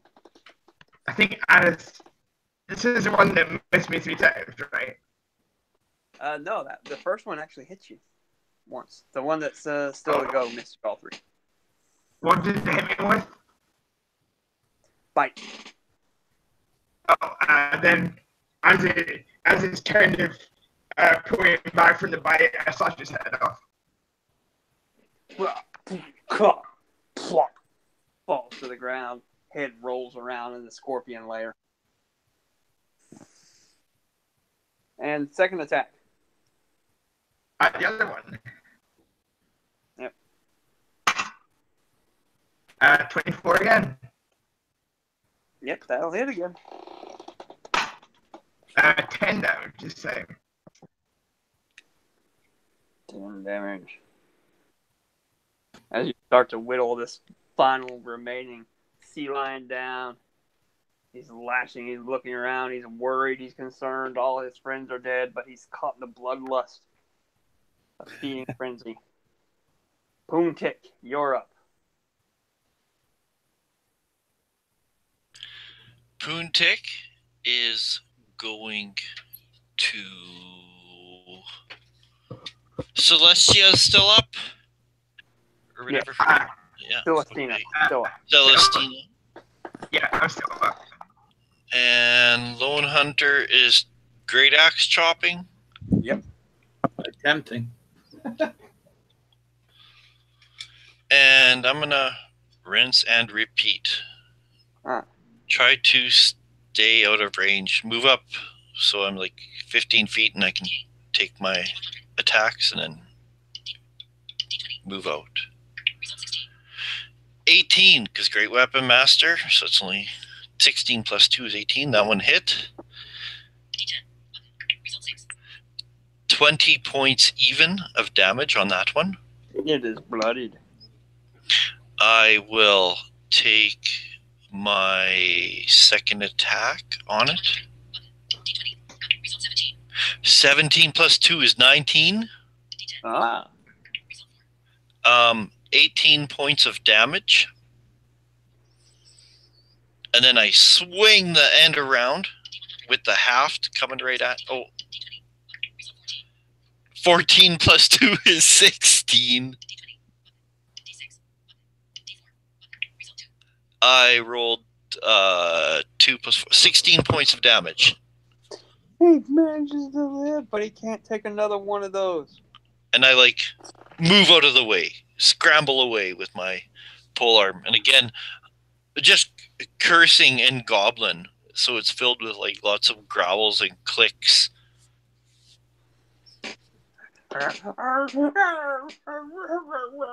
Whimpers in pain. It can't take another one of those blows. Lone Hunter, you're up. Lone Hunter will go ahead and try to whack this thing twice.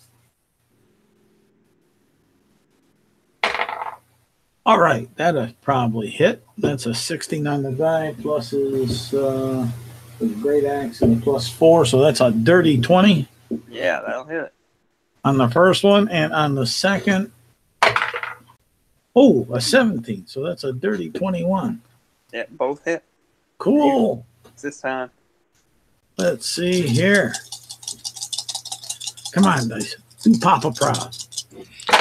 We better check Charles' dice. He said a dirty 21, implying he could roll a natural 21. I could. I'm just that good. But let's get here. 6, 13. There you go. And 3 is 16. So he's down on there. I won't add any of the other from it, but it's not much more other. You end his life. Lone Hunter will take his move action and place 1 foot up on top of the back of the fallen sea lion and raise his mighty great axe in one arm with the blood dripping off, and he'll say, "Victory is mine. My tribe overruled."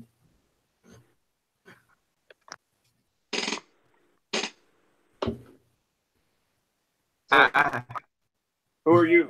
Who are you people? Thanks for showing up. Yeah.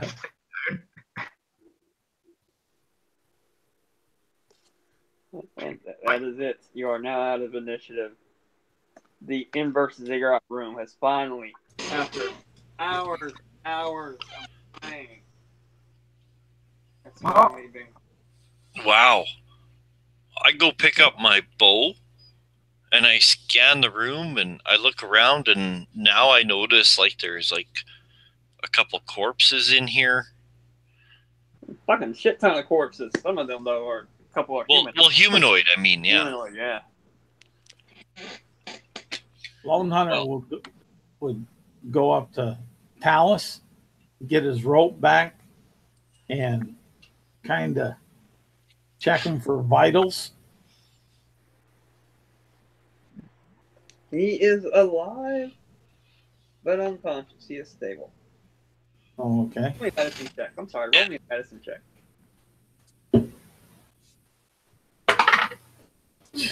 Let's see here.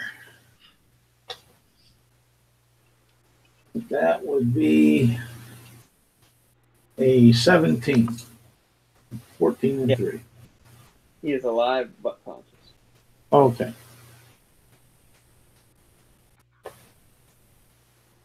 I approach, after I gather my bow and look around, I approach the kneeling Goliath and I say, "Well met. I am Poontik of the Phoenix Company."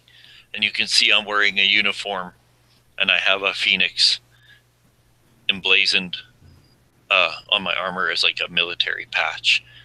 And I say, "I think we've come seeking what you are." Well, I'll tell you, I've never seen such a big furball do such tactics with that long sharp pole ears. It was welcomed. I wish you were here when my comrades fell. I have to get their bodies back so we can do them right, do rights upon them, and make sure that their souls are at peace or come to us back. I nod. I say, that is a good thing. Their deaths shall not be forgotten. I will emblazon it upon these walls. And that's what I'm going to do, is I'm going to go take a short rest and put down my pack and start digging out some painting supplies and stuff, some little pots of clay pots of paint and some brushes and maybe even a small palette. And I'm going to start painting on the walls. And the thing is, I said I'm going to kind of talk about what went down here, like about, kind of capture the battle. But when you look at it, it looks pretty abstract. You'd have to speak Goblin to understand it, really. The Battle of Guernica, but yeah, also. Yeah, but you get the impression of what it is. But there's a more meaning if you're like Goblin. It has Goblin symbology in it. Well, I could definitely do with the rest. Okay. Well, I just caught my breath a couple minutes ago.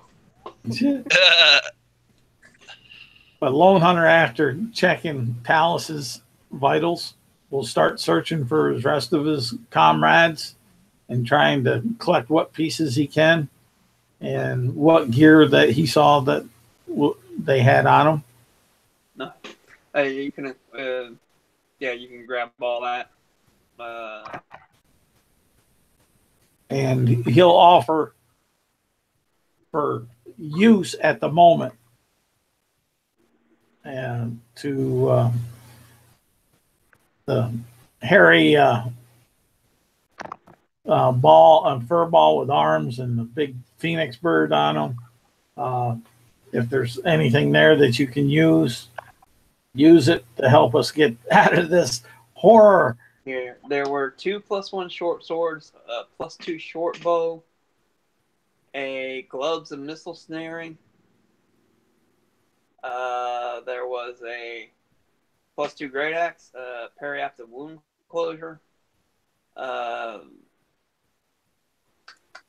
Bracer's defense +2. Bracer's defense +2. Okay. Yeah. Wand of lightning bolts. And he'll to That's the knight in shining armor. He's saying the same thing to him. You did a mighty job here today, sir. I would take the parapet of wound closure and even the battle axe. It may not be my primary weapon, but if I need something magical, if that's okay. By all means.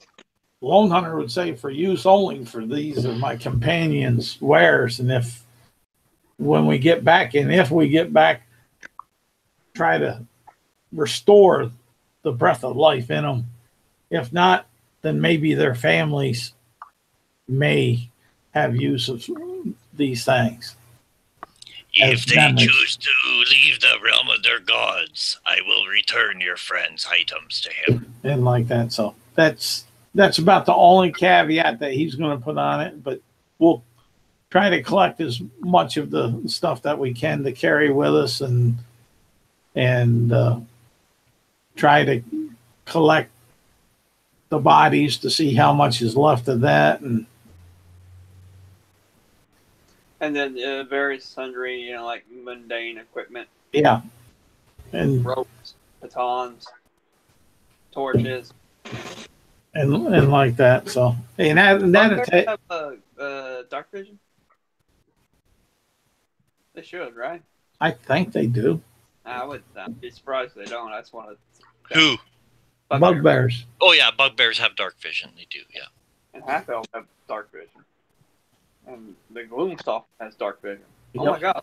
All 3 people have dark vision. Yeah. As far as I know, it's only humans, halflings, and dragonborn. How much is left body wise of Rick Rose? Quite a bit. I mean, he's got some gnawed on stuff, but it's fairly intact. I mean, he's chunks taken out here and there. Okay. And how much is left of Stacy? Same thing. All of them have a few chunks taken out of them, but they're otherwise generally intact. Okay, I know it's going to encumber Lone Hunter, but he's going to take a rope and tie the bodies together, and then he'll tie it around his waist for the time being, and he'll drag them behind him when we start going. Dragging them through the muck. Yeah, hey, I can't bring myself to deface them more than what they are. But I'm going to try to. The nice little handy dandy pieces that'll fit in my backpack. I know, but that's the meta playing the character. I just can't bring myself to do that. But we may be able to take. That's going to take some time fishing them out, and Lone Hunter may suggest that maybe we need to take a long rest. That's fine by me. The Knight in Shining Armor went down to almost nothing. Yeah. So did the furball. By the way, I've watched Stacy's character sheet, but I do remember she had a gold bracelet of rock magic on her, so I've taken that onto my new character, if that's okay. Oh, what? She had that gold bracelet of rock magic from the Hidden Treasure of Tomokana. So my character's taking that. Okay. All right. It's just that and the rest of it, more or less, when we got time to figure out really what it is, can figure it up. But Lone Hunter's not going to necessarily take any to use, but he just is going to be a pack mule at the moment. Carry it. You know, drag his friends and have their goods tied behind the ones that are large, tied with them, and drag them. The ones he can fit in his backpack, he'll fit in his backpack. And he'll also hunt for how many of his arrows he can recover. You get half of them. Half of them? Okay, I'll have 10 arrows then. That was a lot of combat. Oh, yeah.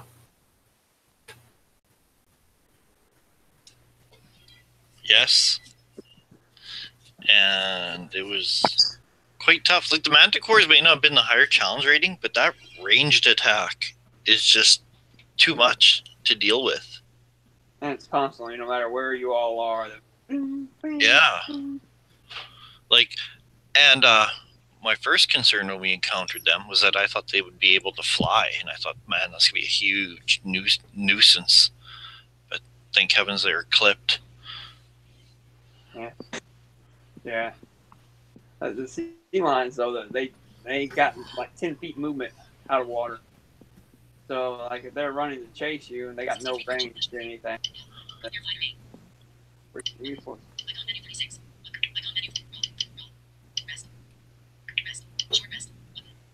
So it is a short rest?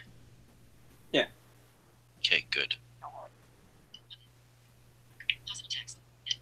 Well, I still have a few wounds, but everything else is good. Yeah, everything on battle match charges on short. Yeah. That was cool. Attacking from 20 feet away. Melee attack.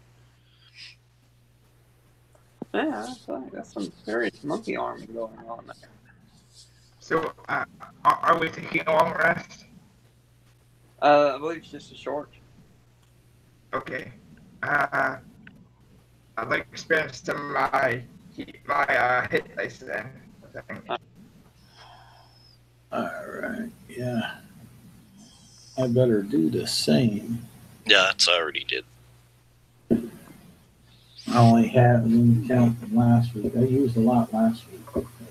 One, We only have one,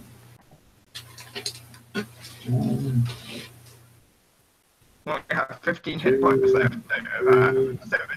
So Well, how many were you to Boomtick? I used 4 hit dice, but I assumed I used the parapet of health. Uh-huh. So double. So I still have 5 wounds. I didn't roll very good. How many hit points were you down? Wait, what was your minimum hit point total? Oh shit! Right now I was at 28, but that's because I used the second wind. Okay. So I was at like 19? Yeah. Okay. From 68? Like that first round, I took like 38 damage. Yeah, you got all that at the beginning, and then immediately started the run. Yeah. So I was like, "There's like I can't last a second round like that."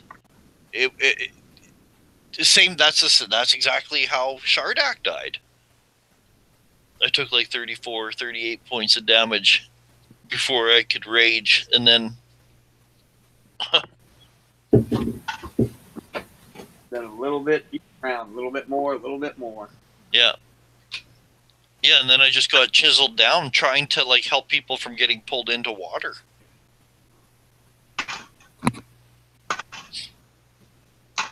Now, after we do this rest, maybe we need to search this area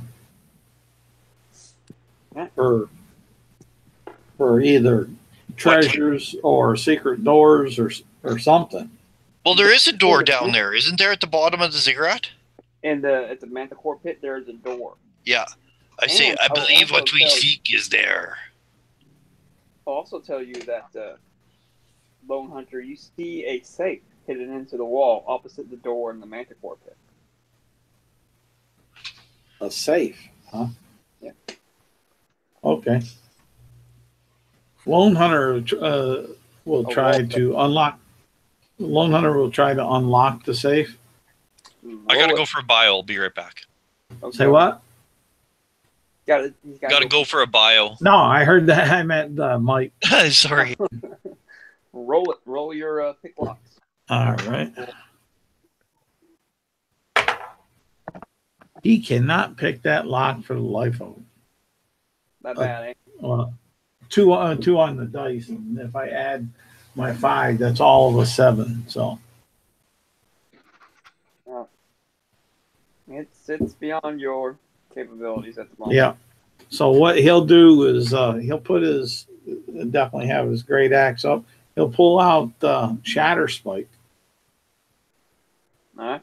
and he'll whack on it a couple times with Shatter Spike, see if he can break into it. I really don't see. I mean, it may take you a few, but I really don't see anything stopping you from breaking it open. Okay. So we'll just yes, you do break it open. However, as you do break it off, you hear this high-pitched, increasing vibration type sound. You familiar with the Beatles' "A Day in the Life"? Day in the light. Woke up, fell out of bed, dragged a comb across my head. No. Yeah. Well, Anyhow, they got this sound that gets louder and more forceful as he goes along. as Lone Hunter hears that, he'll go ahead and cast silence on it. Huh. All right. You don't hear it anymore. How long does that last? Let's see here. I believe is it an hour or 10 minutes? Let me double check here. Quick look at Bunny. Oh, hold on. It's on my spell sheet. So that's even quicker. It is silence. Right there. Duration 10 minutes. All right. Sound stops. Okay. And let me mark that down. That's the second level spell. If you break the door off, now that you got the sound taken care of, you see that the safe contains 6,000 silver hammers, coin of the realm, and a crown, very ornate, made of gold and encrusted with many jewels. It is extremely valuable, aka 3,000 gold piece value.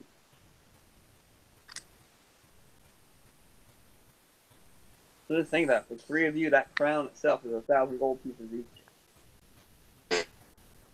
Bam. Anything else we see there? No, that is all inside the safe. Okay.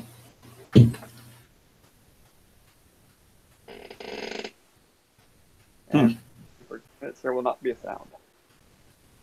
I want to say the sound. Time 2 minutes over. I'm saying it probably doesn't continue until forever. I will say that it's probably done.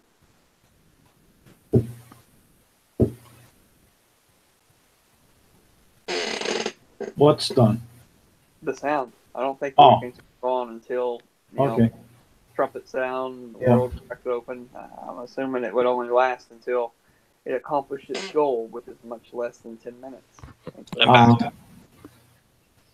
I'm going to be pretty well weighted down with my former compatriots, but if the knight in shining armor and the furball with arms, Yeah, I have what we call it, that whatever one size larger. Yeah. Yep. Fucking sturdy built or We got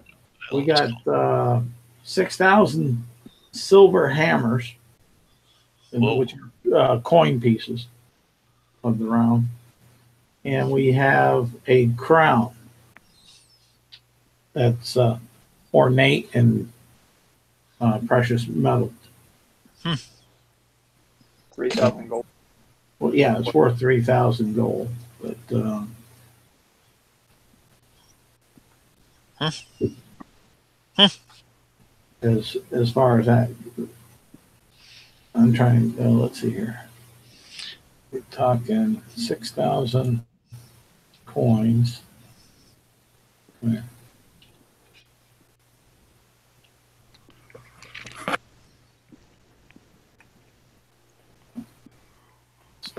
Just that.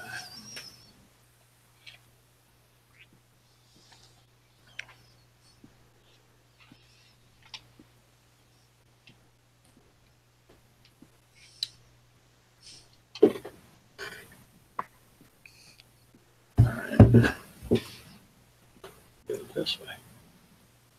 Calculator. 6,000 divided by 50. Same thing as 600 gold pieces, aka 200 each. Yeah. But 6,000. But 6,000. What I was looking at was the weight. 6,000 silver pieces, 6,000 coins. Period is 120 pounds. So. Wow. Yeah. Well, I too have a big carrying capacity, so it shouldn't be if too you much wanna, of a. I'd say if the furball with arms can carry that, then maybe the knight in shining armor can wear the crown to carry that upon his head. Well, we should probably find out what it does before I go putting it on my head. Well, whatever, but that's how we can manage carrying out. Yeah, I don't think it should be too much of a bother managing it, and I'm not worried about the specifics for the amounts because the DM always takes care of that.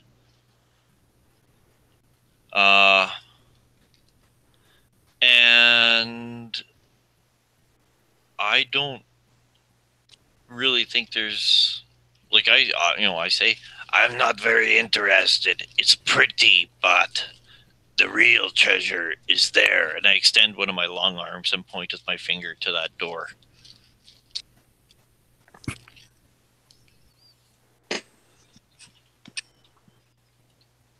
Okay.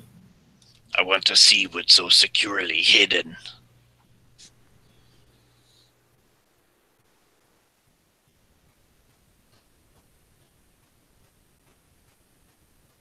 And so let's see here. Just FYI, from checking out the Manticore pit, you will also see a small, like 1 foot grate in each corner of the Manticore pit. You're assuming that's where all the water drained out. Okay. From remember it was where the crayfish tank overflowed. Yeah. And naturally wound it up in the bottom of the Manticore pit. It had drained out during your short rest through these little crates, just to give you an example of what the layout of this place is.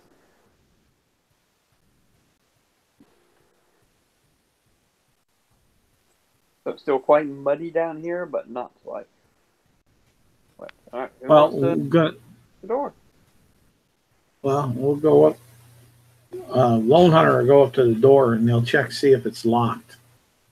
It is not locked. And he'll want to check it for possibly traps.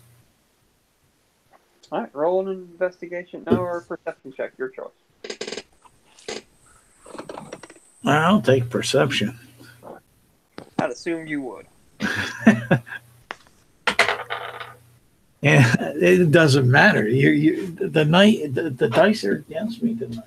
You find no traps. 13 on the roll. And the only reason it's that good is because he has that +9. Hey. Holy cow. You'll find no traps. All right. Just to say, I don't know if you guys caught it, Alexander's going to jump in about 10 minutes. Oh. Well, he may wake up then. Yeah. I did not think it. Lone Hunter will go and try to open it. All right. You open the door, and it opens up into a room. Let me just check the dimensions real quick. 15 feet deep, and a total of 25 feet wide. So there's 10 feet on each side of you, 10 feet to the right, 10 feet to the left of this 5 foot wide door that it opens into. 15 feet deep, and then lavish furnishing and decorations are everywhere in this large room. The floor is strewn with rugs and cushions, and tapestries cover the walls. A hookah, as tall as an adult human being, shorter than you, Lone Hunter, stands in one corner. The largest piece of furniture is a sumptuous divan. Sitting on this sumptuous divan is a small little halfling. A little bit pudgy, but of decent age, say early 30s, wearing studded leather armor. And his face explodes in a grin and boisterous, good-natured look, like he is so happy to see you. And he says, "Oh my! Thank you, thank you! Finally, somebody has come to rescue me!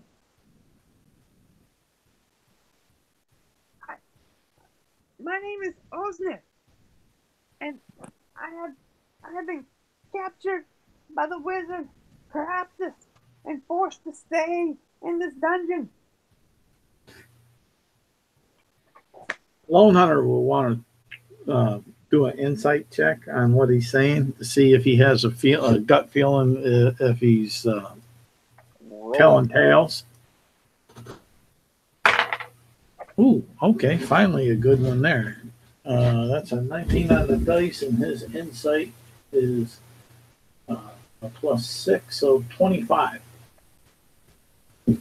Haven't even gotten to it yet, but I'm going to tell you that it definitely seems forced. It does not necessarily seem authentic to you. It sounds like he's forcing it. Bad acting is bullshit in this land. Okay. Well, Lone Hunter, because of his urban bounty hunter background, will, he's used to those trying to do a song and dance. Actually, he's got real good skill. Let me roll that real quick. All right. Yeah, seems forced.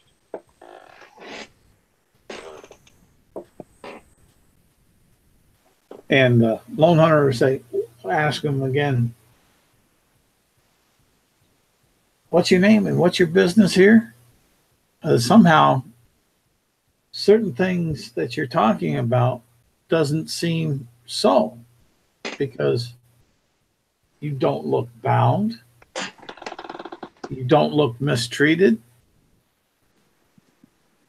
Well, I mean, to be sure that my accommodations, you can tell, are quite nice. Krampus has actually treated me to somewhat, in elegance.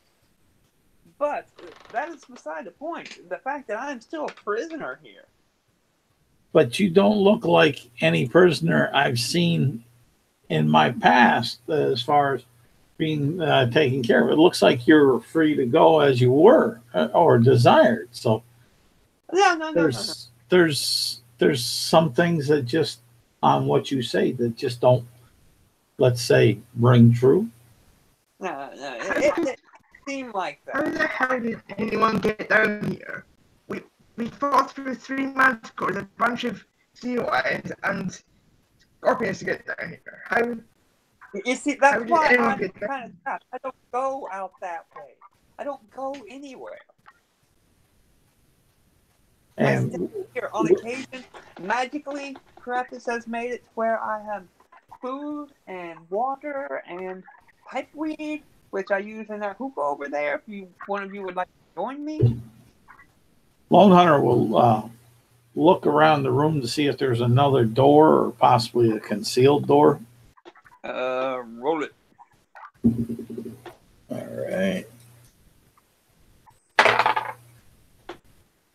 He don't see much. It'd be that would be 9 plus 5, so 14. Nope. You do not see any other means of this place. But I must say that now that you all have, how did you make it down from here? Did you slay all those beasties in that other chamber past my door? Is it safe to egress from here now? We did, and it is. Oh, That way is cleared for all those who shall pass now. 1,000 blessings upon you. Lone Hunter. Saviors. Lone Hunter will shake his head a little bit. He's still not buying it. And he's thinking to himself, is this an illusion? Where I've heard of such things that some of the bounties of mine have had placed upon them. And he's going to be questioning that.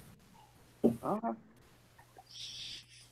Here, then 1,000 blessings upon you, and lead the way out of here. And as soon as I reach my village again, I will reward you to the best of my village's ability. We make some excellent spiced potatoes, I might say, some of the finest pipeweed in all the farthing, and the finest ales that can be brewed from golden grain. Although your hospitality sounds appetizing, we still have things to search for in here. We have no time to escort you back. Go. What are you, an old woman? You can go back on your own. He's a child. Look at him. Look at how short he is. I am no child. I may be short, but I am no child. I'm actually tall for a hobbit. I'm 3'7". Lone Hunter will look back over his shoulder at his roped up buddies and stuff and looking at the Rick Roast. And start doing some comparison between the two. Just hold Rick Rose up to him. Just in your big hand. Just hold him up to him for the dead corpse. Dimensions seem to be roughly roughly similar heights. Maybe this guy's a little more pudgier around the abdominal area due to his lack of exercise. Mm-hmm. Being stuck in this room seems a bit doughy, but yeah. Why is it you were kept here? Why are you so important that you must be secluded? You know, that's an interesting story. Let me tell you. See, back in my day, I was one of the heads of my village, and there was some sort of magical root or something that Caraptus needed for his arcane arts. And he came to my village and said, hey, you all, I know you see this in the forest, and you go looking around the forest for this root and that root, but this is the one I want. You all will go get it for me. And we said, no, Caraptus, we will not go get it for you, for tales of your evil deeds have reached our ears. We will not help you. And so, to make an example out of them, he whisked me away and brought me here and left me to rot and told my village that I would never return unless they helped him. I assume they never helped him. Lone Hunter will say, can I have permission to search you for weapons? To search me? Yes. Sure. All right, and he's going to put him into the spread eagle, and he's going to frisk him on down and up. Does everything feel right? Does he find any possible hidden weapons or things? And as he's feeling on up and going over his head, does Lone Hunter's hand meet with any resistance that wouldn't be what the eyes look and see? That wouldn't be normally found on a halfling. Kind of. Yeah. Lone Hunter's having a real hard time believing this character. Yeah, that sounds like a weird story to me.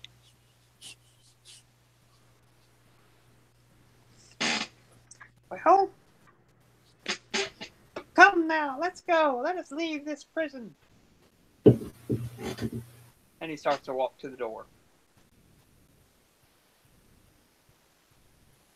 Hold up there, little child. Get my hookah. I love that hookah. You have no idea how long I've been. You can leave that hookah behind. Oh, you don't need to be smoking. You'll just give ourselves away. Well, but you can stay in the middle so we can keep an eye on you. Oh no, it's okay. He walks over to the hookah in the corner. You stop him and starts to pull it. Damn, Lone Hunter will pull for Shatter Spike. And strike at the hookah. Damn.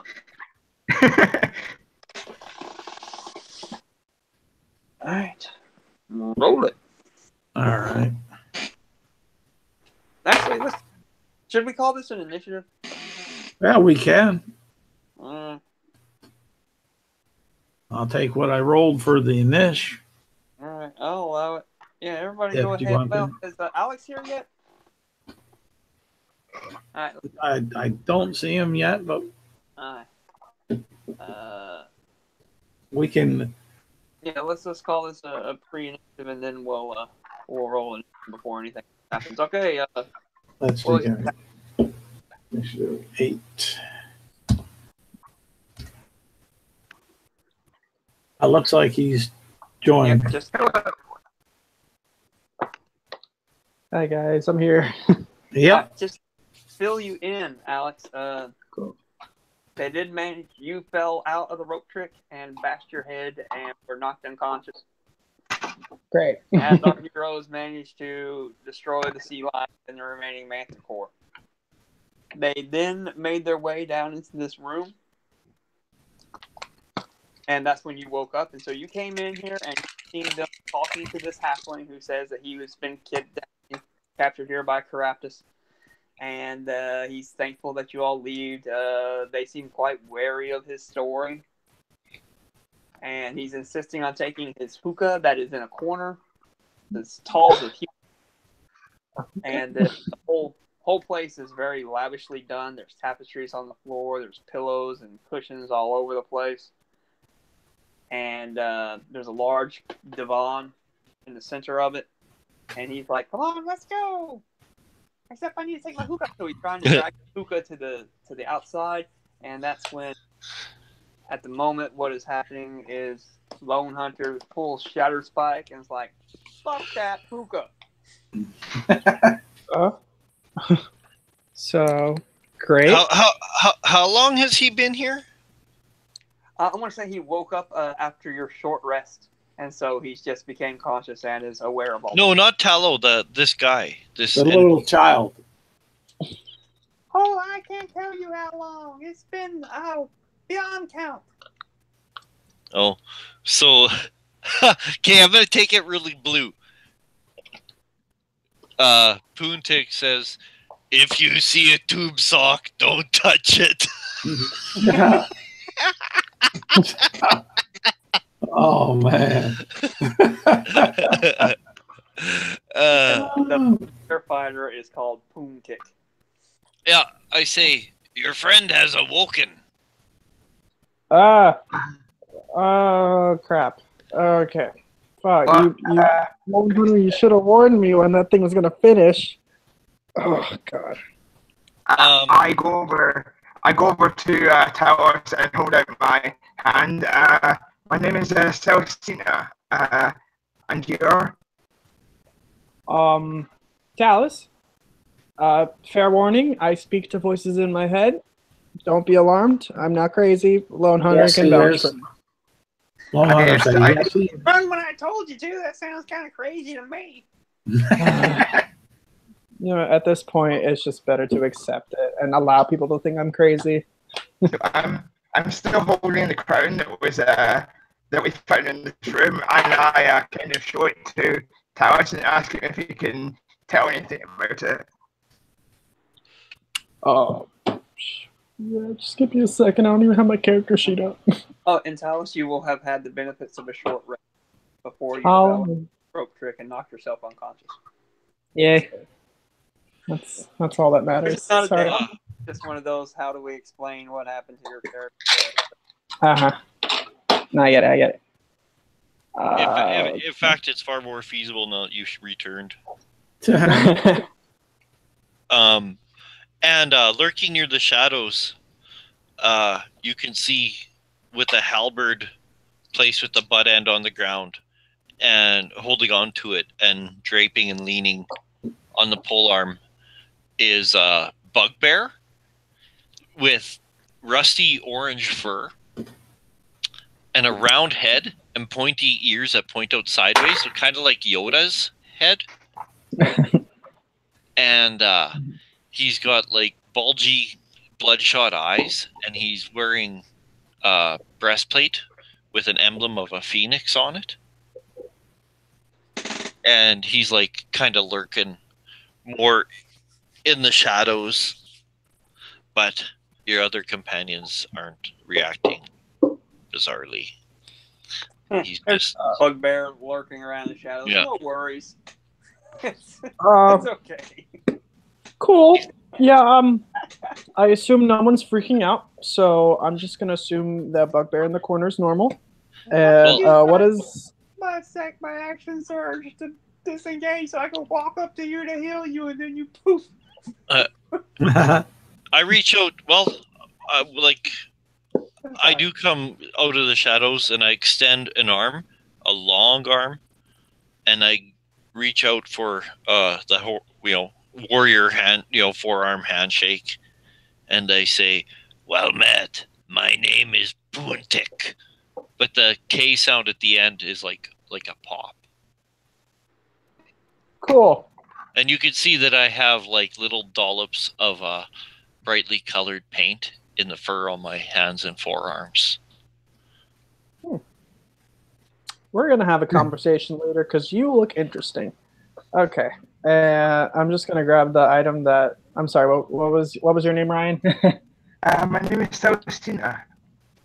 Celestine. Okay. What's she handed me? She is a half elf. Okay. Cool.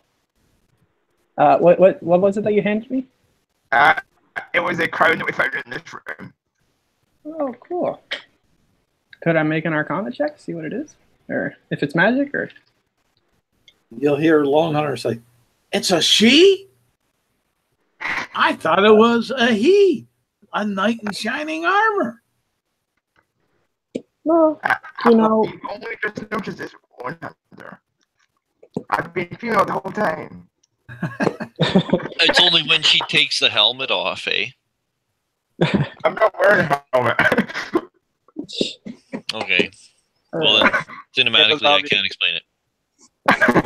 Well, half elves, you know. They're all It's hard to tell. they're all kind of feminine. Feminine. Cool. Well, could I? Is it an Arcana check or like a perception? Is that what it is? I'm sorry. Say it again. It's just a crown. It's just an No, expensive crown. Yeah, it's just a crown. It's just. I'm sure it's worth a lot of gold. Yeah, 3,000 gold pieces. Oh, just FYI, the door that you all had just come through, you did notice a little bit of magic, whatever a wall of force thing would be. It was very latent. Oh, okay. Meaning if the water spilled in the aquariums, then this door is blocked by a wall of force until the water goes. Hence, it didn't leak through or bust through here. It just went through the grates eventually. Is there any magic around our new halfling friends? Not that I know of. Hold on, sorry, I'm like focusing on something. Because for some reason, I'm 19 years old and I already got summons for jury duty. Dude, really? I'm 44. I've never been summoned for jury duty. I'm not even a resident of Massachusetts. How did they even send it to me here? Oh, where are you registered to vote at? Florida. That's fucked up. I don't. Do you have a? Did you transfer your vehicle license to Massachusetts? I don't have a vehicle. Okay. I walk everywhere I go and take public transportation. No, I'm just trying to think of the possibilities of how. I don't know. Well, then, you're now ineligible. You're lucky. How am I 19? Okay, I'm 19. Well, that's I turned. old enough. You're 18. That's old enough. What the fuck? All you got to do is just say, I can tell a guilty person real quick. Their eyes are too close together. We knocked off that jury. Okay. But at the same time, hey, man, it's a life experience. Maybe you may appreciate it. It's so annoying, though. Cuts right through my freaking week. 8:30 in the morning. Oh my God. I don't know about Massachusetts anymore, but generally you can call in and for the response on back that say, "Hey, I'm not a resident of the state, so I'm a college student with outer state residency. I don't believe I'm eligible and legally able to pull jury duty." And then they should have gave you a number on the paper saying report or whatever. Yeah, I'll figure it out after. Dungeons and Dragons. Let's Dungeons and Dragons. All right. First off, let's roll your attack roll with Shatter Spike against the hookah. Okay, the first one is a unnatural 20, and the second is a 14. The first one will hit. Okay. And that will be a crit, so let's see here. Get another. So we're talking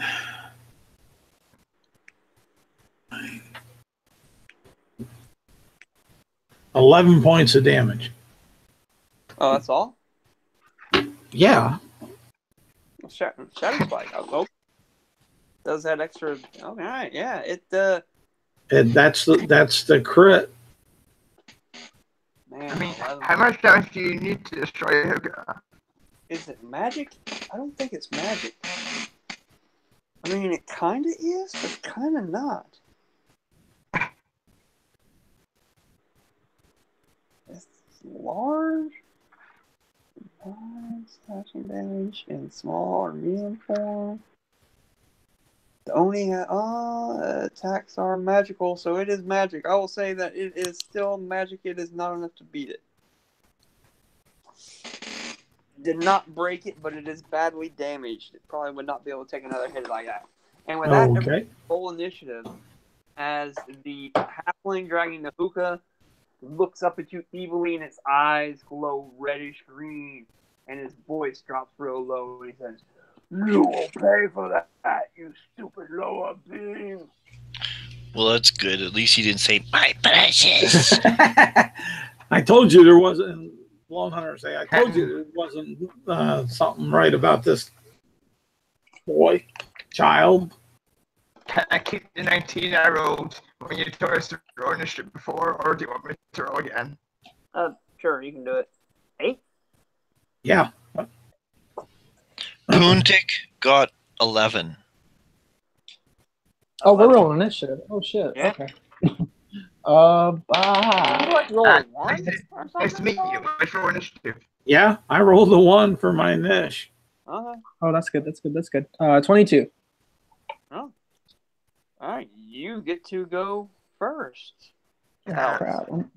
I'm not even ready. Fuck. Get ready. I just joined and now I have jury duty and know this. I don't even have my character sheet with me. Hold on. I'm using my phone. I'm using this app. Okay, well, you know what? How far is he from me? Say 10 feet. Okay.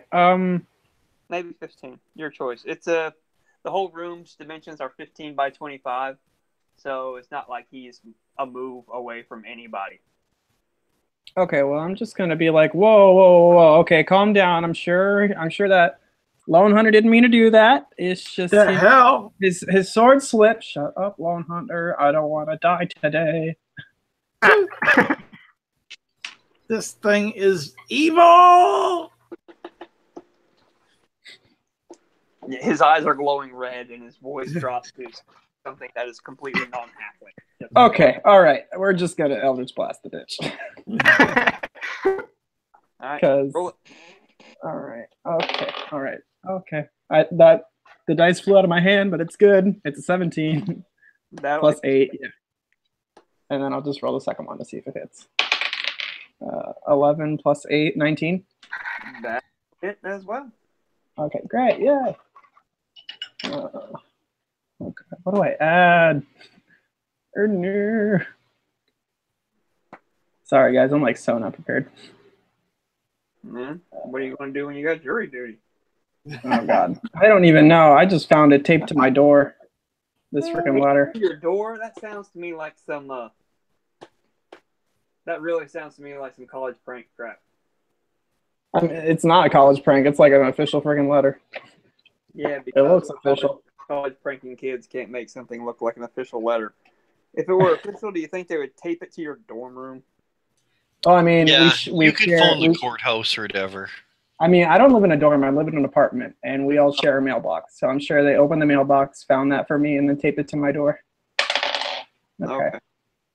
So the first one is 9 damage, and the second is 11. No, wait, 9, 10. Wow, I can't do math.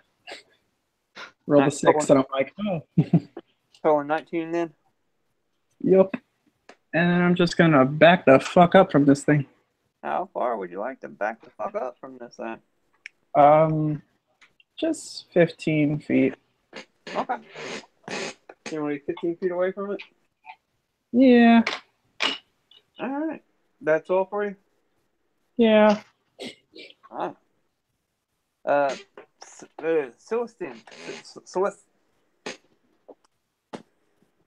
Celestian.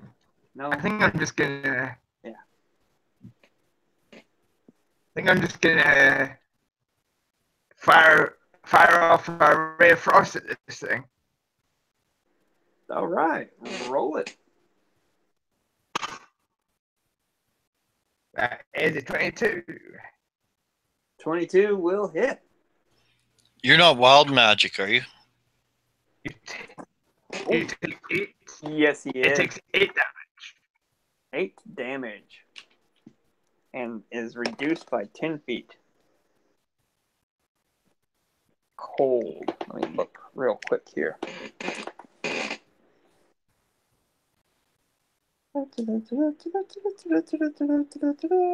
Oh, really? Huh. Nothing. I'm surprised. I figured it would have something along those lines. Okay.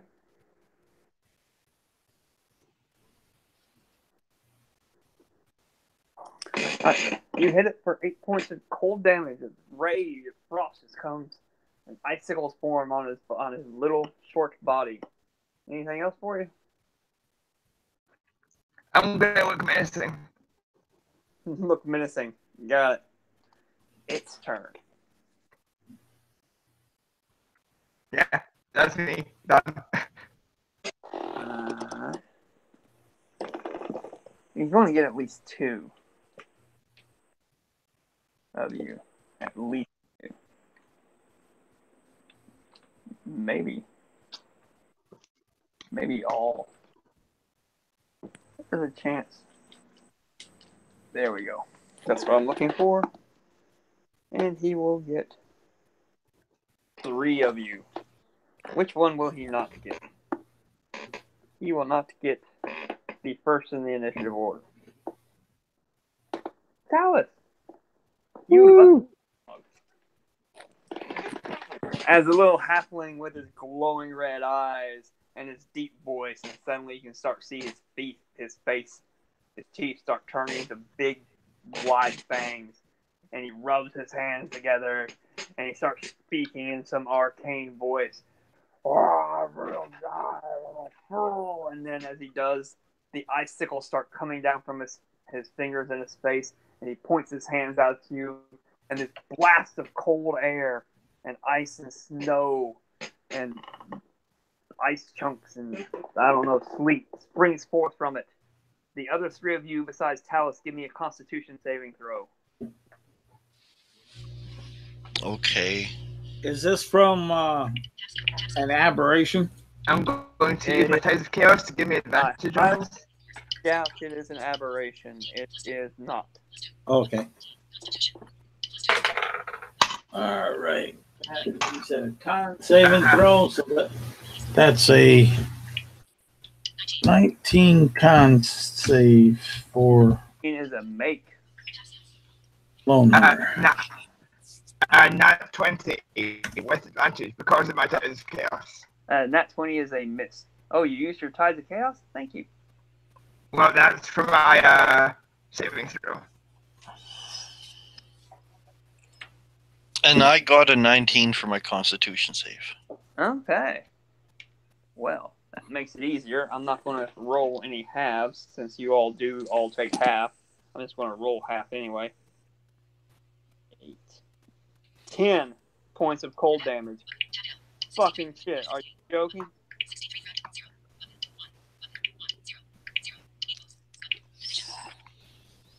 Ten points of cold damage. All right. To everybody but Talus. That would be its turn. Next would be Poontick. I swing around to put 15 feet between us. Fair And enough. as I do, I'll use my bonus action to use the Half. the haft to attack him. 13? That is a miss. Fart. Okay, and then I'll do it again. This time I'll take my attack, so I'm 15 feet away. Okay. Great Weapon Master, 17. That'll hit. And I will do another Great Weapon Master. That one misses, but I'm gonna trip attack. Ooh. That's a strength saving throw, I believe. He takes 23 points of damage, has to make a strength savings throw. Falls to the ground prone. He fails. He slide his feet out from under him. The halfling lying there, still his hand on his hookah. A hookah of all things. It only looks like a hookah. Oh, it's not a hookah. Not a Well, I'm sorry, I just ran into this. Anything else for you there, Poontick? No, I'm just sad. I wish I should have declared my trip attack before. And that way you have advantage on your second attack and may have hit it. Yeah. Yeah. He is prone. So we go to Lone Hunter. He is lying prone on the ground. You have Shatter Spike in your hand. What would you like to do? He's going to take Shatter Spike and he's going for the hookah. Finish it off, eh? Yep. All right. 12 for the first roll. Oh, that'll miss. And that will be 19 for the second. That'll hit, and things aren't looking good for the hookah. All righty. And that will, once I hit, that's a crit. So, ooh, maybe not.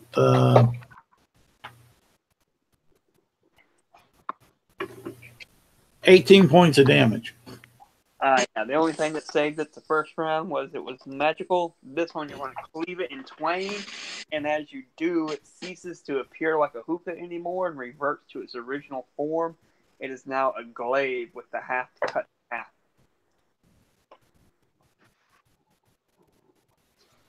half. And then Lone Hunter will move up to this prone beast and put his foot right into either on the square of his back or the square of his chest, depending on how he fell prone. For some reason, I just always see them falling on their back. So his foot would be right On right the down back his- is on the back is prone, on the stomach is prostrate. Oh. Well, yeah, generally, yeah, but I think for the game mechanics, either way is considered Same. prone. But but you get the idea what Lone Hunter's doing. Is the game mechanic prostrate or is the game mechanic? Sorry, yeah, prostrate? prostrate. Yeah, yeah. There should be a game mechanic prostrate. It's like prone, but opposite. Yeah, All right. So that's it for you, Lone Hunter. yeah. Talus, you're up. He is lying prone on the ground. What would you like to do? Okay. Cool. Bonus action, Hexblade's Curse on him. Huh? And then we're gonna run up to him. And 2 attacks with my sword. With advantage for being prone. Exactly. Oh, that's good, that's good, that's good. 22. That'll hit. All right. First one deals. Shit. Oh, that's good. That's good. That's good. That's good. That's an 8. Shit. 16 damage is the first one. And the second one, to see if it hits. Oh, that's even better than the first one. And 16 damage again. Awesome. Rolled 2 8s for damage. Nice. On a D8. That's awesome. Bring your sword down upon this little prone halfling, slicing into its innards and bellies. It screams in agony, but it's a dark, guttural scream. Oh, I will eat all your babies. I'm not okay with that. Well, first you gotta grow a pair to get some before you can have it, baby. Oh, You young whippersnapper. good All point. Good point. Not the time though. Anything else for you? No, I mean I did movement bonus action. Yeah. All right. Celestine, your go.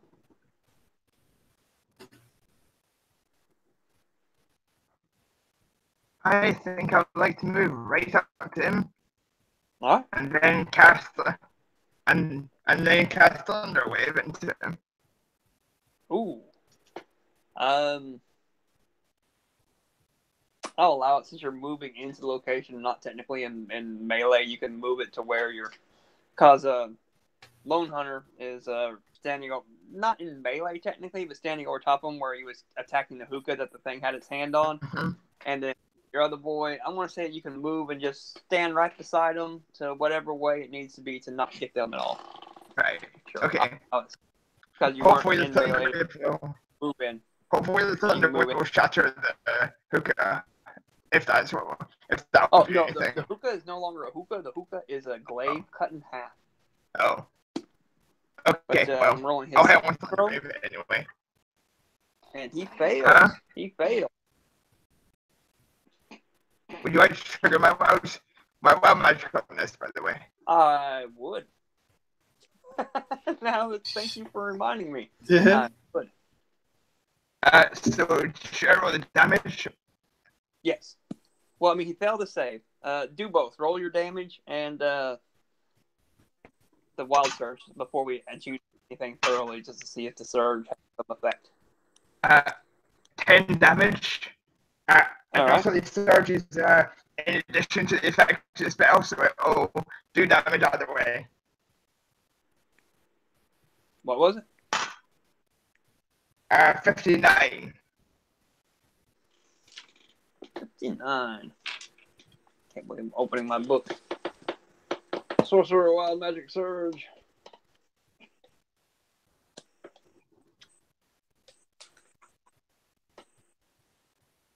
Warlock.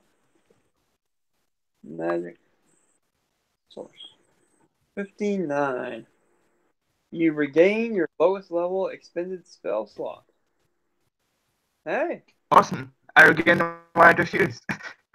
You regain your first level spell slot you just used. Awesome. That's awesome. That's pretty cool. I'm just going to keep that page open. Yeah.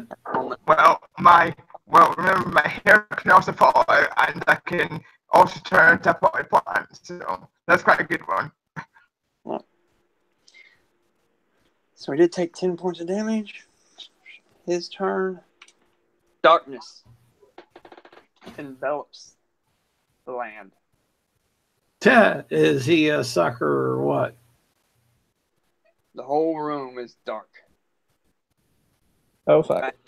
Not like dark is in, hey, who turned the lights out? But dark is in, why the fuck is my dark vision not working? Dark. Oh no. Okay. Punchik.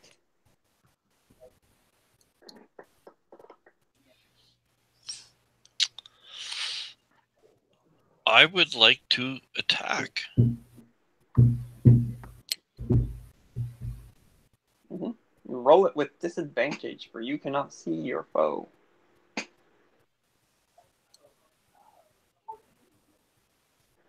Okay, I will. Oh, did he move from his space? He did not. Oh, okay. And So I know where he is. And he has 25 feet of movement. We reduced it by 10. That's 15. Yep. It takes half movement just to stand up. Yep. So he didn't move very far. Say Even something. if he did. So I'm gonna attack with disadvantage. Of course, I'm not going to whatchamacallit. I'm gonna sweep out. I'm gonna try to. I'm gonna do the bonus action with the haft. So almost like prodding with the 10-foot pole. Uh-huh.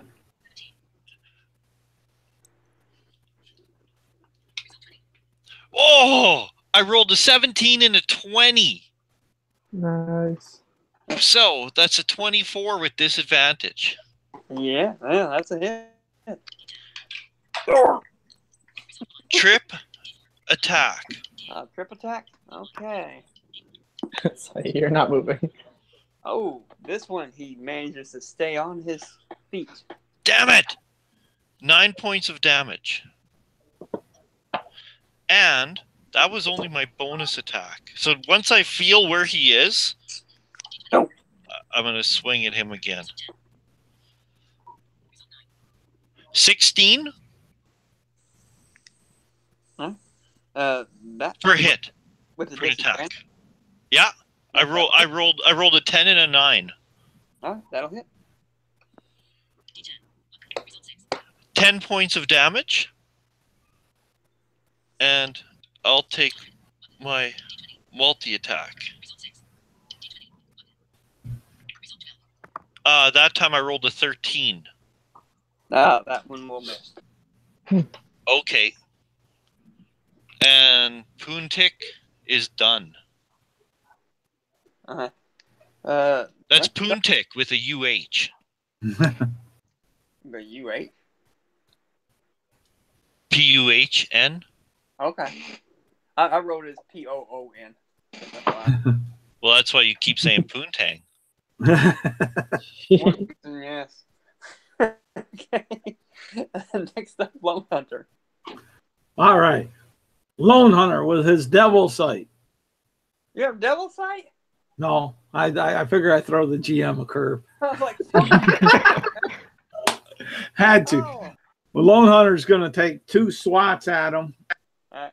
because he did have his foot on his chest, but he must have felt it slip out, the body slip out. But he's going to go ahead and take 2 strikes at him with Shatter Spike. Alright, roll it. Disadvantage. Yep. Doesn't he can make concentration for darkness? Oh, you know, I think he would. He did get hit. He got hit twice. That was what I was thinking. He got hit twice. One for 9, and they'd both be just 10, I think. Does a 19 hit him? And 19 does hit him even with... That's on the disadvantage. And let me see on the second strike. I don't know if a 14 will hit him. No, it doesn't matter. 12 is even lower. So just the 1. And he's not an object, so. And he made another con. And that will be 9 points of damage. Nice.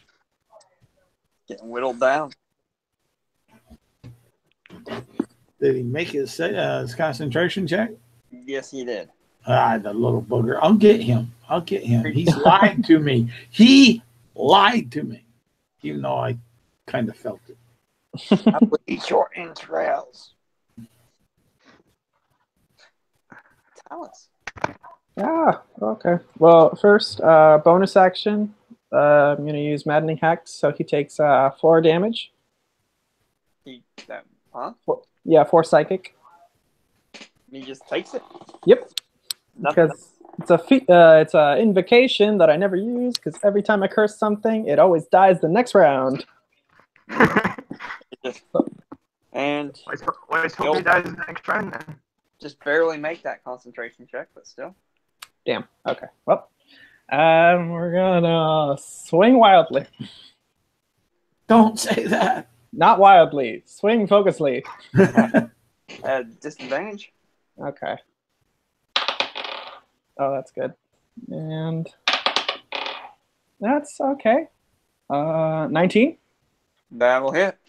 Good. And then I'll just roll the second one to see if it hits. And That's not good. That's worse. rolling it. But hey, not 20 on the concentration check. The second one doesn't hit. The second one's like a 10. Okay. So this one deals. That's crap. Okay. You let me down. D8. Come on. 10 damage. And I don't even know why I rolled a concentration check, because it's hard to concentrate on something when you're fucking out. Yay! What is this thing? Light returns the body is lying there. By the way, would you like this to be a death strike or a knockout strike? Yeah. I mean, what do I see? Is it a halfling or is it not? Huh? It's probably not. Is this thing a halfling still or no? Depends on whether it's dead or alive. I'll leave it. I'll leave it unconscious for now. If it's gross, then I'll just kill it. Let's say you killed it, right? Just go ahead. It's dark. How do you beat it over the You stab it, and suddenly the lights go back on, and lying there in a pool of blood, the halfling starts to morph and change into a giant, a large, 9.5 foot tall behemoth with red glowing eyes that are now dimming because the light has left it. Huge fangs. Its talons are long. Oh yeah. Oh, we're killing that. We're killing that. Strange muscles, and it's got weird Japanese tattoos all over it. Yeah, I'm just gonna keep stabbing it, just like ew, ew, ew, ew, ew, ew, ew. An Oni, an ogre mage. Yes, they are. Oh wait. Oh wait, hold on. They are fun. Is this classified as a humanoid figure? It's a giant. Fucking damn it, man! You could never let me get this damn specter thing. I forgot if it was a humanoid, I could put extra damage to it because it's my first favorite enemy. That's Giant. I'm really glad it was polymorphed. If it was in its real form, I would have been really hesitant. Oh, I gain temporary hit points. Oh yeah. It can shape change into a small or medium humanoid, or into a large giant, or back into its true form. And as an action, so I would never do it. It says that it starts off as a halfling, and so I would keep it as a halfling the whole way. Transformed, its glaive dies. The attacks are magical, so I ruled that the Oni's glaive was magical. So that's why it took 2 hits to break it in half. Not that it's +1 or anything, it's just, it makes sense. Yeah. No, that's cool. Wow, totally. I'm thoroughly shocked when I see this thing, because being a bugbear, I'm somewhat familiar with giants and their kin, so I know these are very magical and very dangerous. Lone Hunter will say, "See, you need to trust my gut feelings. I knew there wasn't something right about this little fella." Why was that so much easier than the room before, man? What the fuck? Because it was 1 against 5, not 20 against. Good answer. Good answer. I say, but these are known to keep quite rich treasure around, unless it was a guardian of what we are here looking for. Oh shit. Okay, well, on that note, I start looking, man. Well, let's search them down. Oh yeah, I want to know what that hookah was. It was glaive. It just had shape changed into a hookah to make it seem like it wasn't. So he's like, I'm just going to take my glaive, and he was going to lead you all out of here. And back attack us. Yeah. The evil buzzard. All right. You search around and you look all the place, and you find that Austin's valuables have been kept. I'm not even going to make you roll, because there's a lot of cushions and pillows and the hookah and stuff like that. So you just walk around and you pick up some cushions and some pillows around, and then you realize, hey, what about that couch? Let's move the fucking couch. 2, you grab the couch, move it over to the side. There, underneath the couch, is... Yeah, I want to get to the next stuff though first. 1,000 electrum pieces, 200 platinum pieces, 4 pieces of jewelry worth a total of 11,000 gold pieces. All 4 pieces of jewelry. Yeah. Wait, how much electrum? 1,000? 1,000 electrum. 200 platinum. 4 pieces of jewelry. Let's say an earring, a bracelet, a ring, and a necklace. All total 11,000 gold pieces for those 4 pieces of matching set. A potion of red liquid with a couple golden hairs in the middle of it. A scroll. 2 scrolls. And a large black saw-toothed greatsword. Ooh. Oh, great sword. Oh shit. That's in Is that not what control. we are looking for? Isn't that wave? I'll go ahead and tell you, since Black Razor is a legendary artifact weapon, you all have heard it described to you, and it is a large black saw-toothed greatsword. This is it. And I just struggle to carry it. Oh god. A little too heavy for me. Does it look pretty? Looking into the DMG. If anybody would like to write this down. I got you. Oh my god, give me a second to find it again. I marked off one point in the DMG, but I didn't. Carousing? Downtime activity. Those. It would be in the back of the. And I'll divide up the money too, guys. So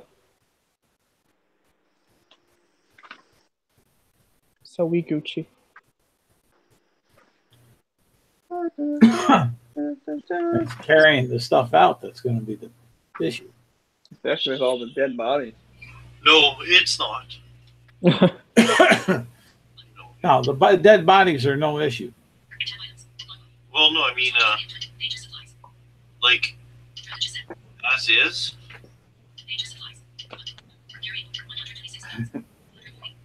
I'm carrying 126 pounds out of 540 pounds capacity. Yeah. Oh yeah. Okay. How much do you think those dead bodies weigh? Just give him a cart. Lone Hunter's dragging them with the rope tied around his waist. Where the fuck is Black Razor? Well, they could totally be like heaped on my back. One on yours, one on mine. Like I like this app because it actually has that all figured out. All my equipment. Black Razor, if anybody would like to keep track of this. Night sky filled with stars. A black scabbard is decorated with pieces of cut obsidian. +3 bonus to attack and damage rolls made with this weapon. It has the following additional properties. A, devour soul. Whenever you use it to reduce a creature to 0 hit points, the sword slays the creature and devours its soul. Unless it is a construct or an undead, a creature whose soul has been devoured by Black Razor can be restored to life only by a wish spell. When it devours a soul, Black Razor grants you temporary hit points equal to the slain creature's hit point maximum. What? Wait, I'm sorry. Repeat that? When it devours a soul, it grants you temporary hit points equal to the slain creature's hit point maximum. What? So, say you had slain one of those sea lions with Black Razor, it would eat its soul and grant you 90 temporary hit points. What? I thought I heard that wrong. No.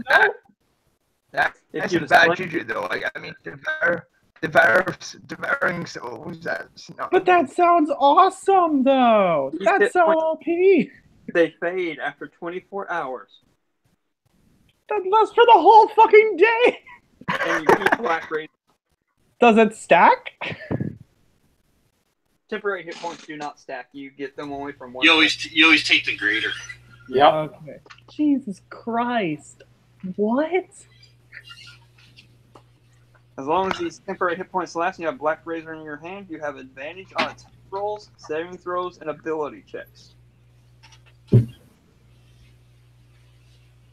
Well, there goes the polearm master feat. Right? At least have great weapon master.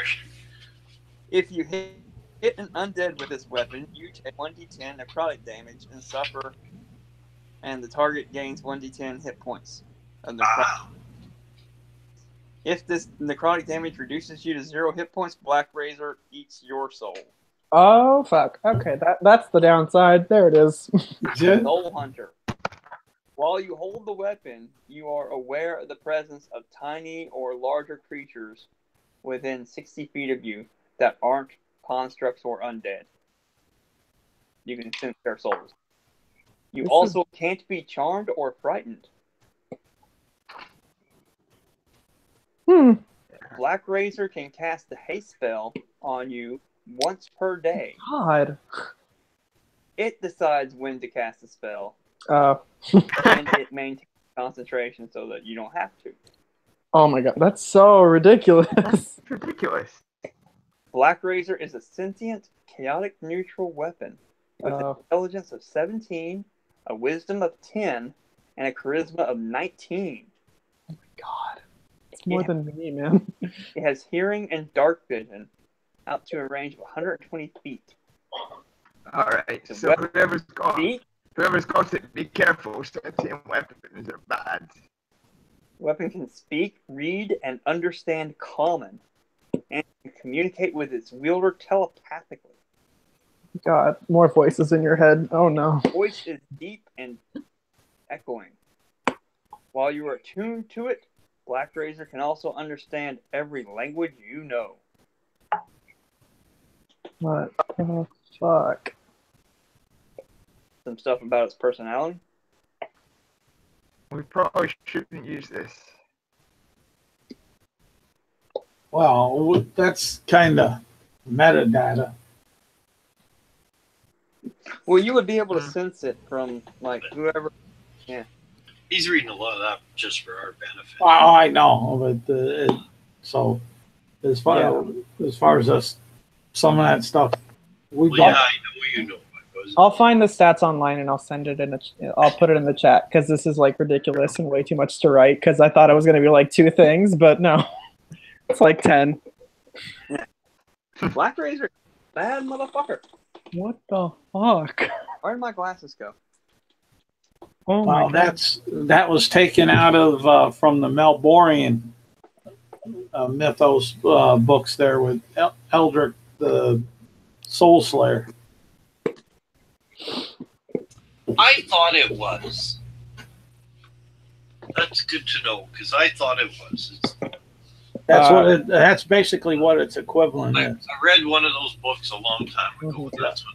Yeah, okay. So I'm holding this sword, and I'm thinking, well, I could use this, but that means that I sacrifice my second hand, which I usually use for my shield, and I'd rather not want to. Going for a bow.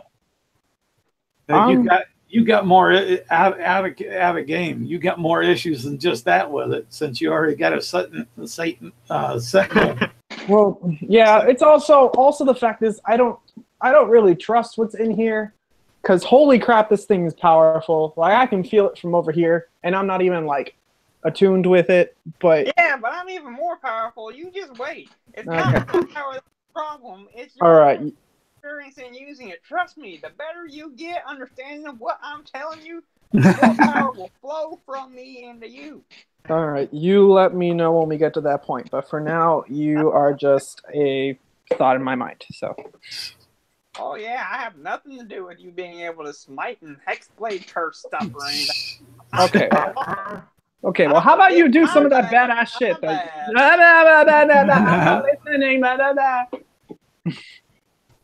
Wow, you really did talk yourself a lot. Okay. All right. It's too long of a story. Lone Hunter gets it. He's sort of used to it, but not. Don't act like you're not. And I'm gonna pass the sword to him. I'm just gonna say, listen, I don't know any of these people. I trust you with it. If you want to keep it, keep it. If you want to give it to one of them, go ahead. But I'm giving it to you for now. Well, also, the Alabaster Lily sent you in here to acquire the sword. Now, while they said that you can't keep it, but, you know. Mm-hmm. But for now. Yeah, You- because if you hand it over to the human army, when you come out of this cave, they will, armies, the whole nation, kingdom will hunt you down and slay you in order to get this sword back. Yeah, we should keep it. Well, yeah, we got to keep it and So, carry it to where we're supposed to. so if you want to just carry it around, or if you Yeah, want to actually that's- use it, Yeah, now you can use it in here Yeah. if it'll help. Sure, they know that's not I mean, that's restriction on that. They're just letting you know that you're not keeping it. yeah, obviously, Whatever. ridiculous. but yeah, we'll carry it and might as well. Is that all? We'll start. Do we want to take a long rest here, or 2 scrolls, a potion, a whole bunch of coins. Oh yeah, hold on. Let me divide that up. Okay. or do we want to push on? I'm lurking near that sword. Okay. Oh, so everybody gets 250 electrum and then 50 platinum. Yeah, blah blah blah. It's all Yeah, imaginary. I'll just add it up and give you a total. Yeah, it's Yeah. all imaginary. Yeah, So I feel like money is important. I always trust the DM. But- Okay. He always does the math for us. So But Lone Hunter will definitely say it looks like this room is comfortable enough to take a long rest, Oh yeah, that's something. and we need it, and it looks like it may be easily defendable because all we found was just that one door that came in. yes, I think it will be time to move on within these dungeons to find the others. Yes, you all look tired. Go to sleep. And I look at the sword. The bugbear will take the first watch, the one that you just met. Don't worry, I will just lurk in this corner over here and watch over. Yeah, I'll just lean over you while you sleep. Okay. Now, fuck that halfling who's trying to drag a hookah. I kill that motherfucker, but this bugbear, that's all right. Cool. I'll take a nap. Well, the bug here again, to be in game context, the bugbear helped him save Alex and get his dead friends back. So Yeah. there's an element of trust that's already ingrained with Lone Hunter. Don't get me wrong. I don't have it totally figured out. If I was pushed on an alignment, I'm neutral something neutral. Okay. I'm not sure what. But basically, one of my traits, I give everyone a chance. Okay. But, Right. You give me a chance, because I'm a bugbear. You give me a chance, I give you a chance. Yeah. So You that's gave the halfling a chance. You didn't fuck him up until shit went down. yeah. And that's because I know being a bugbear, like, because it's hard being a bugbear. It's hard to be green. it is. Yeah. In fact, my backstory, if you guys are interested at all, I'll take a minute. Sure.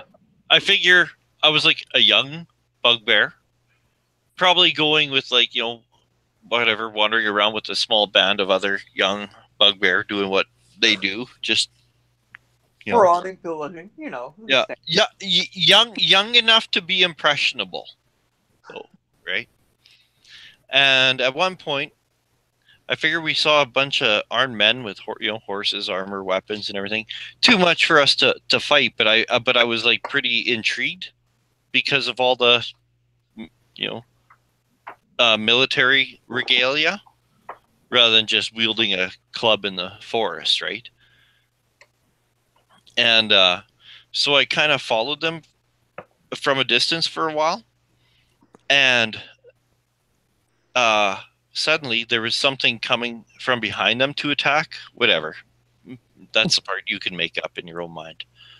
And I had a choice. I could either like flee, or I could warn them. And I chose to warn them, and they were able to like fight off their whatever, and I ended up joining the mercenary band.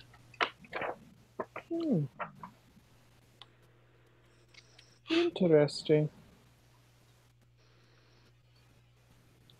So as he's telling his story, could I be checking out and trying to figure out what spells these scrolls are? Yes. Alright, close. Scroll of armor vulnerability slashing. If you use this scroll on a creature, they will be vulnerable to slashing damage. That's good. Black Razor is slashing, correct? I believe so. Yeah, it's a great sword. And a scroll of protection from fiends. Not bad, not bad. The potion is a red vial of liquid with 3 golden hairs in it. Could I make an Arcana check to probably see what it is, or? A simple sip will let you know. It is a potion of greater healing. Ooh! That's pretty good.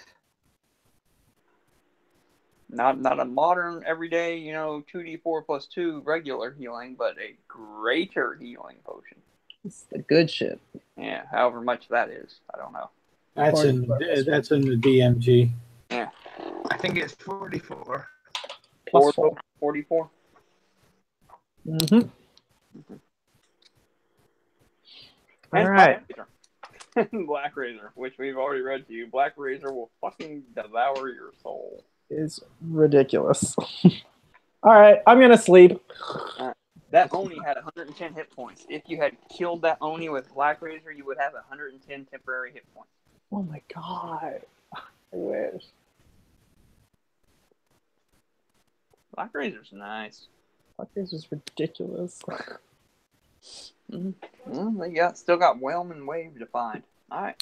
I will let you all long rest. And Okay. I tell you, it's a good stopping point. yeah, that's what I was about to say. You have Black Razor, you have it down, you are long rested, and we are nearing 1 a.m. London time. So let us call it a day. I was hoping that y'all would figure out who has Black Razor, though. If one of you is going to wield them. Oh, I would be more than willing to. That's like, yeah, fuck that halberd. Yeah, so I wasted a feat. Oh well. For now, you don't keep the sword. No, I know, and that's.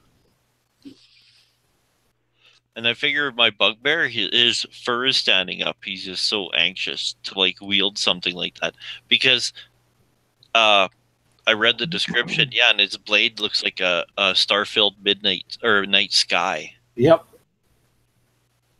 Alright. So it looks like The shit.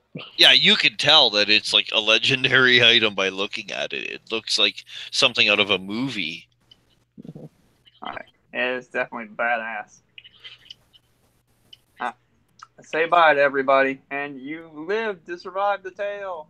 Bye, Bye, everybody. everybody. Bye-bye.